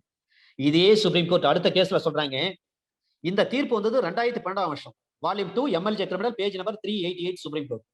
இந்த நிட்டின் பாய் வழக்கு வந்து பின்னாடி வந்து டைலூட் ஆயிடுச்சு, ஒண்ணு இல்லாம போயிடுச்சு. எஸ்டிசி கேஸா இருக்கும். அப்படி எஸ்டிசி கேஸா இருக்கும் பட்சத்துல அத டீடைல்டா நடத்திருப்பாங்க. அப்ப டீடைல்டா நடத்தி இருந்தா அதுக்கு டீனோவா ட்ரையல் பொருந்தாது. 2015 சுப்ரீம் கோர்ட் தெளிவா சொல்லிட்டாங்க. பஹரூனி வழக்குல, இந்த case of Bhagaruni 2015, volume 1, Madras weekly notes DCC, இது ஒரு ஜர்னல், பேஜ் நம்பர் 1. பஹரூனி வழக்குல தெளிவா சொல்லிட்டாங்க. நிட்டின் பாய் வழக்குல 2012 சொல்லப்பட்ட தீர்ப்பு பிறகு ஓவர் ரூல் ஆயிடுச்சு, அதாவது டைலூட் ஆகி போச்சு. 2015, volume 1, MWN DCC, page number 1, within பிராக்கெட்ல SC, supreme court. Bhagaruni, BHAGARUNI, Bhagaruni வழக்குல நிட்டின் பாய் வழக்கு வந்து ஓவர் ரூல்ட் ஆயிடுச்சு. அடுத்தது செஷன் ஜட்ஜ் இருக்காரு. இதுல ஒரு கேள்வி, de facto de jure. De facto என்று சொன்னால், டி ஃபேக்டோ கம்ப்ளைனன்ட் என்று சொன்னால் நிழற் புகார்தாரர், சும்மா பேரளவுக்கு தான் வருது. அப்ப கேஸ் யார் நடத்துவாங்க? De jure complainant. டி ஜூர்னா யார்? போலீஸ். SHO போடுவாங்க பாருங்க, ஸ்டேஷன் ஹவுஸ் ஆபீசர். SHO யாரோ, எந்த போலீஸோ அவங்க தான் டி ஜூர் கம்ப்ளைனன்ட். பாதிக்கப்பட்டு காவல் நிலையத்தில் ரிப்போர்ட் கொடுத்தார் பாரு, அவருக்கு பெயர் டி ஃபேக்டோ கம்ப்ளைனன்ட். டி ஃபேக்டோ கம்ப்ளைனன்ட் என்று சொன்னால் யார் காவல் நிலையத்தில் ரிப்போர்ட் கொடுத்தாரோ, அறிக்கை கொடுத்தாரோ, அவர் பெயர் டி ஃபேக்டோ கம்ப்ளைனன்ட். அந்த அறிக்கையின் அடிப்படையில் முதல் தகவல் அறிக்கை பதிவு செய்யறாங்க, 154 FIR போடுறாங்க. FIR போட்டு கோர்ட்ல கேஸ் நடத்துறாங்க பாருங்க, போலீஸ் அரசு தரப்பு, அவங்க தான் டி ஜூர் கம்ப்ளைனன்ட். இப்ப டி ஃபேக்டோ கம்ப்ளைனன்ட் என்றால் என்ன, டி ஜூர் கம்ப்ளைனன்ட் என்றால் என்ன, அதை நாம் தெரிந்து கொள்ள வேண்டும். டி ஃபேக்டோ கம்ப்ளைனன்ட் என்றால் நிழற் புகார்தாரர். பாதிக்கப்பட்ட நபர் காவல் நிலையத்துக்கு சென்று ரிப்போர்ட் கொடுக்கிறார் பாருங்க, அறிக்கை கொடுக்கிறார், அவர் தான் டி ஃபேக்டோ கம்ப்ளைனன்ட். அந்த ரிப்போர்ட் அடிப்படையில் எஃப்ஐஆர் போட்டு சார்ஜ் ஷீட் போட்டு கேஸ் நடத்துறாங்க பாருங்க. SHO ஸ்டேஷன் ஹவுஸ் ஆபீசர் அவர் தரப்புல ஏபிபிஓ அல்லது பிபிஓ ஸ்பெஷல் பிபிஓ ஆஜராவாங்க, இல்ல ஏடிபிபிஓ ஆஜராவாங்க. அவங்க தான் டி ஜூர் கம்ப்ளைனன்ட். ஒரு விஷயம் நடந்தது. A1க்கு வந்து லைஃப் கொடுக்குறாங்க, A2க்கு அக்யூட்டல் பண்றாங்க, A3க்கு லைஃப் கொடுக்குறாங்க, A4க்கு டெத் சென்டென்ஸ் கொடுக்குறாங்க, A5க்கும் A7க்கும் 5 இயர்ஸ் தண்டனை கொடுக்குறாங்க. ஒரு வழக்கு 5 பேர் சேர்ந்து ஒருத்தனை கொலை பண்றான். இதுல விட்னஸ், சாட்சிகள், சான்றாவணங்கள் எல்லாவற்றையும் பொருத்தி பார்க்கறாங்க. ப்ரூவ் ஆகுது. A1க்கு லைஃப் சென்டென்ஸ் கொடுத்துட்டாங்க, A2 அக்யூட்டல் பண்றாங்க, A3க்கு லைஃப் கொடுக்குறாங்க, A4க்கு டெத் சென்டென்ஸ் கொடுக்குறாங்க, A5க்கும் A7க்கும் 5 இயர்ஸ் சென்டென்ஸ் கொடுக்குறாங்க. இந்த மாதிரி கொடுத்து ஒரு தீர்ப்பு கொடுத்துட்டாங்கன்னா இந்த தீர்ப்பு டிஃபெக்டிவ் செஷன்ஸ் ஜட்ஜ் தீர்ப்பு. சரி, இப்படி கொடுத்துட்டாங்க. அந்த பாதிக்கப்பட்டவங்க என்ன பண்ணா நேரா நான் அப்பீல் தான் போக முடியும். 372 படி victim can also be preferred an appeal. பாதிக்கப்பட்ட நபரும் அண்டர் செக்ஷன் 372 படி அப்பீல் போக முடியும். Sir right. இந்த கேஸ் லாஸ் குறிச்சிங்க. Gokaraju and Rangaraju, GOKARAJU, Gokaraju, Rangaraju versus state of Andhra Pradesh. Gokaraju, Rangaraju versus state of Andhra Pradesh. AIR 1981 Supreme Court, page number 1473. Gokaraju, Rangaraju versus state of Andhra Pradesh. AIR 1981 Supreme Court, page number 1473. அடுத்த case VR Kapoor. அவருடைய initial VR Kapoor. இது மெட்ராஸ் ஹைகோர்ட்டுடைய தீர்ப்பு. இது VR Kapoor. இந்த தீர்ப்புல சொல்றாங்க, VR Kapoor AIR 2001 Supreme Court, page number 3435. VR Kapoor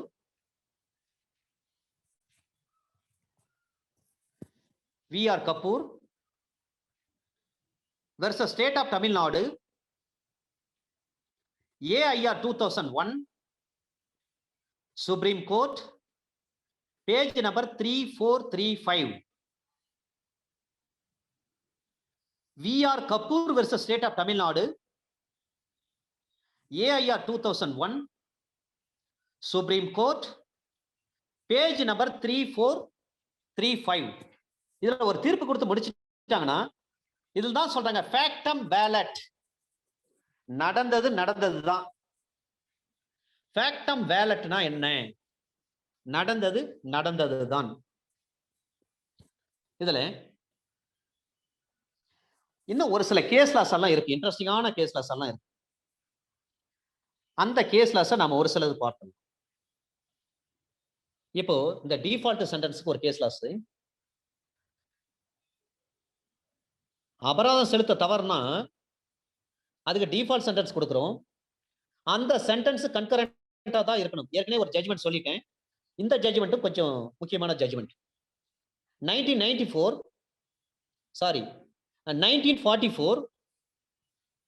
Madras weekly notes criminal, page number 101. சரி, இந்த சிறை தண்டனைன்னு சொல்றேன் இல்லைங்களா? இந்த சிறை தண்டனை என்ற வார்த்தைக்குள் ஆயுள் தண்டனையும் அடங்கும். அதை போலவே ஆயுள் தண்டனை என்று சொன்னால் அது ரிகரஸ் இம்ப்ரிசன்மென்ட் தான், கடும் சிறை தண்டனை தான். அது மட்டுமல்ல, ஆயுள் தண்டனை என்று சொன்னால் remaining part of life, remaining part of one's natural life, ஒருவருடைய இயற்கையான வாழ்நாள் முழுவதும் அவர் கடும் சிறை தண்டனை அனுபவிக்க வேண்டும் என்றுதான் அர்த்தம். Imprisonment means life imprisonment. அது மட்டுமல்ல, life imprisonment means remaining part of life. ஒருத்தருடைய இயற்கையா அவர் எத்தனை வருஷம் உயிர் வாழ்வாரோ அது வரையும் ஒரு ஜெயில இருக்குன்னு அர்த்தம். 2005 Volume 3 CTC page number 764. 2005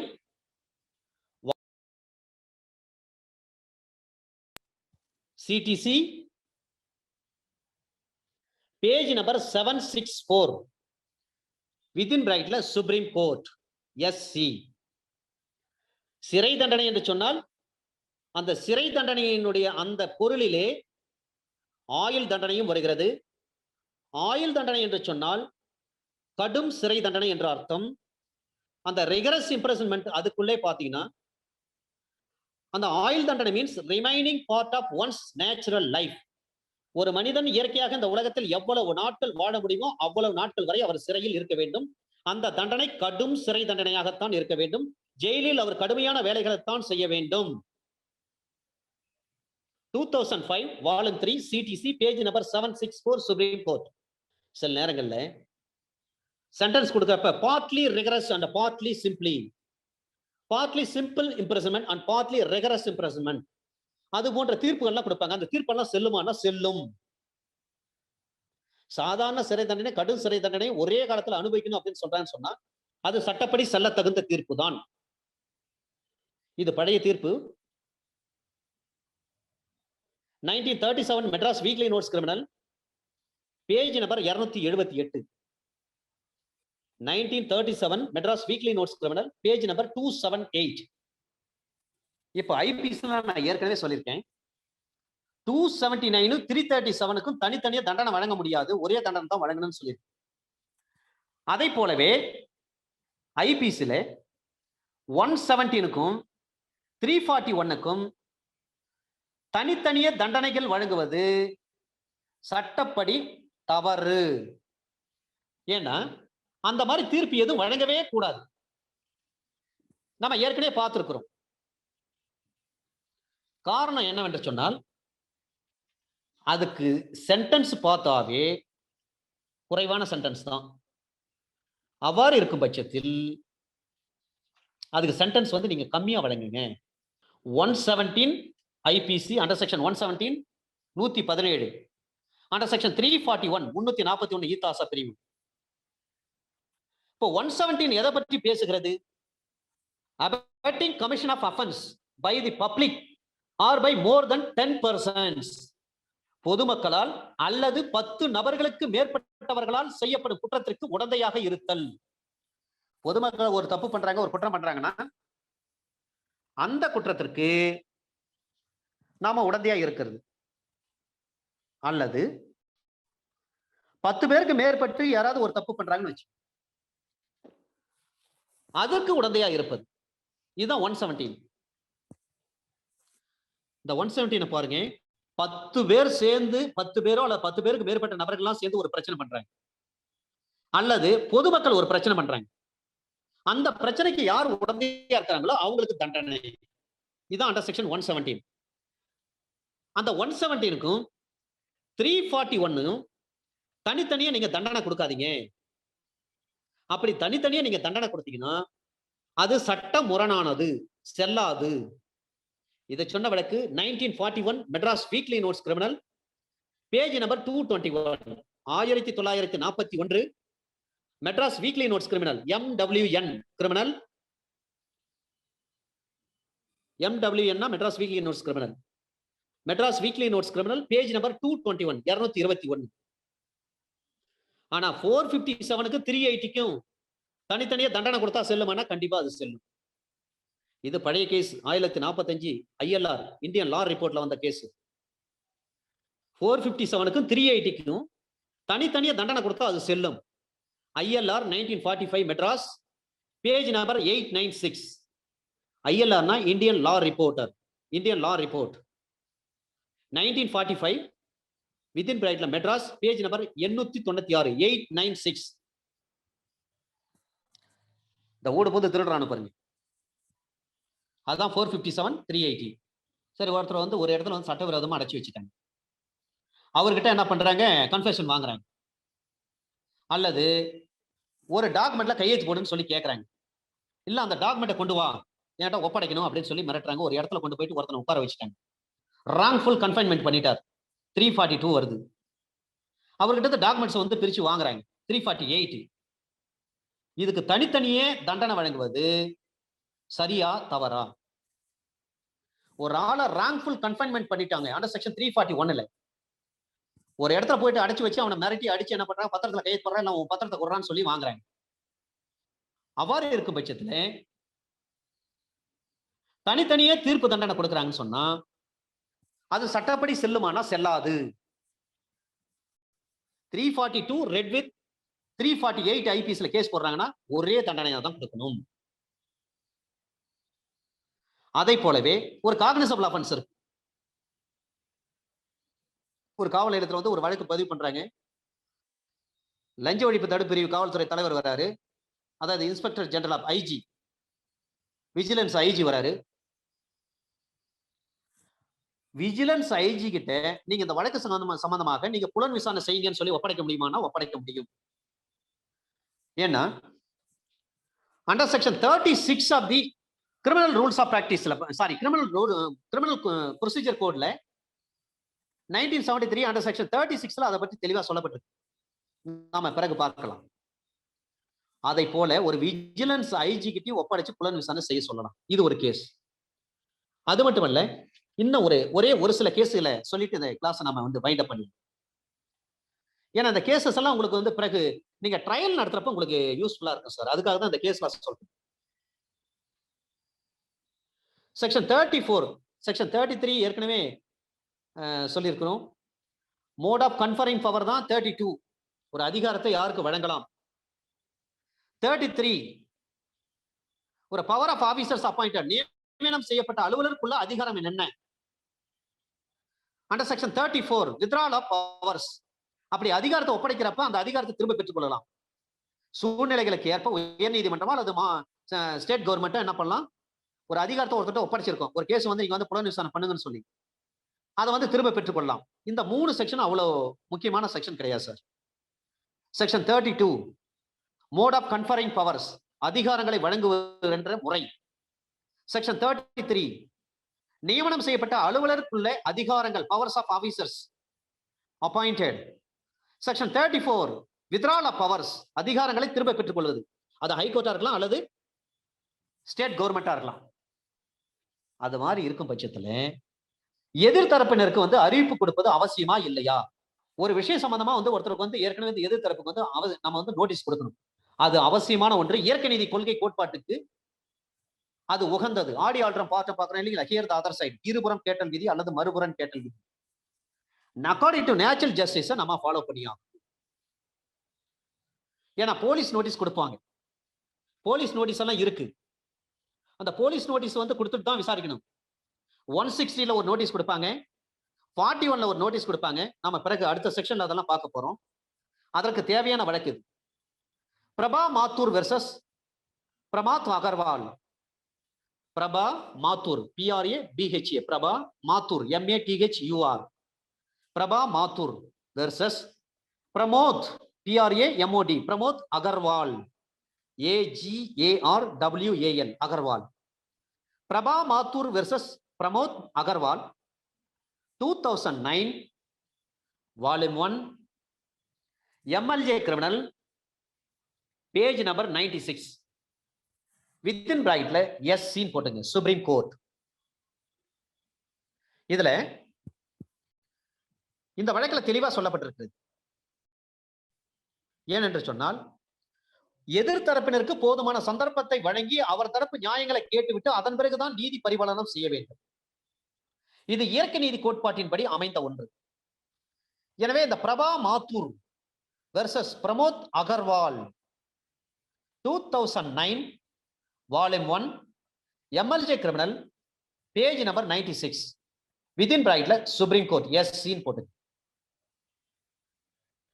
சரிங்க, ஒருத்தர் வந்து அரெஸ்ட் பண்றாங்க. இப்ப அரெஸ்ட் பண்றப்ப அவர் என்ன பண்ணும்?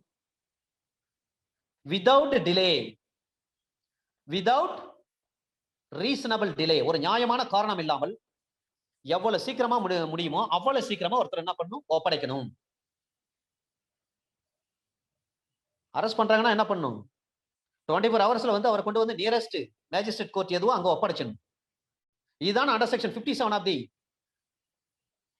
சிஆர்பிஎஸ்ல சொல்றாங்க. பிறகு நாம பார்க்க போறோம்.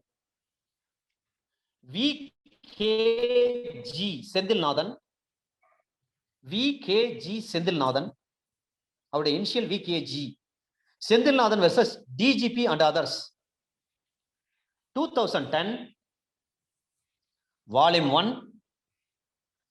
லா weekly criminal, page number 16. VKG Senthilnathan versus DGP and others, 2010 volume 1, law weekly criminal, page number 16. சரி, எதிர்த்தரப்புக்கு வந்து நோட்டீஸ் கொடுக்கறதுக்கு வந்து லேட் ஆகுது. எதிர்த்தரப்புக்கு கண்டிப்பா நோட்டீஸ் கொடுத்து தான் ஆகணும். இது போன்ற நேரத்துல நீங்க நோட்டீஸ் கொடுத்துத்தான் ஆகணும். ஏற்கனவே சுப்ரீம் கோர்ட் சொல்லிட்டாங்க. அதே வழக்கு தான். இந்த Prabha Mathur versus Pramod Agarwal 2009 volume 1 MLJ criminal, page number 96, supreme court. இந்த வழக்கு முக்கியமானது. அதுக்கடுத்து VKG Senthilnathan versus DGP and others, 2010 volume 1, law weekly criminal, page number 16, page number 16. VKG Senthilnathan versus DGP and others, 2010 volume 1, law weekly criminal, page number 16, 16. இதுவும் முக்கியமானது sir. ஏனென்று சொன்னால் இந்த வழக்கெல்லாம் நமக்கு மிக மிக முக்கியமான, இது நம்மளுக்கு பிராக்டிஸ்க்கு யூஸ் ஆகும். சில நேரங்கள்ல ஜட்ஜ்மெண்ட்ல இருந்து கேள்வி கேட்கிறாங்க. அதற்காக தான் இவ்வளவு வழக்கு நாம் சொல்லியிருக்கிறோம். இது எல்லாம் கண்டிப்பா உங்களுக்கு பிராக்டிஸ்க்கு யூஸ் ஆகும். இன்றைக்கு சாப்டர் நம்பர் 3 நம்ம கம்ப்ளீட் பண்ணிட்டோம்.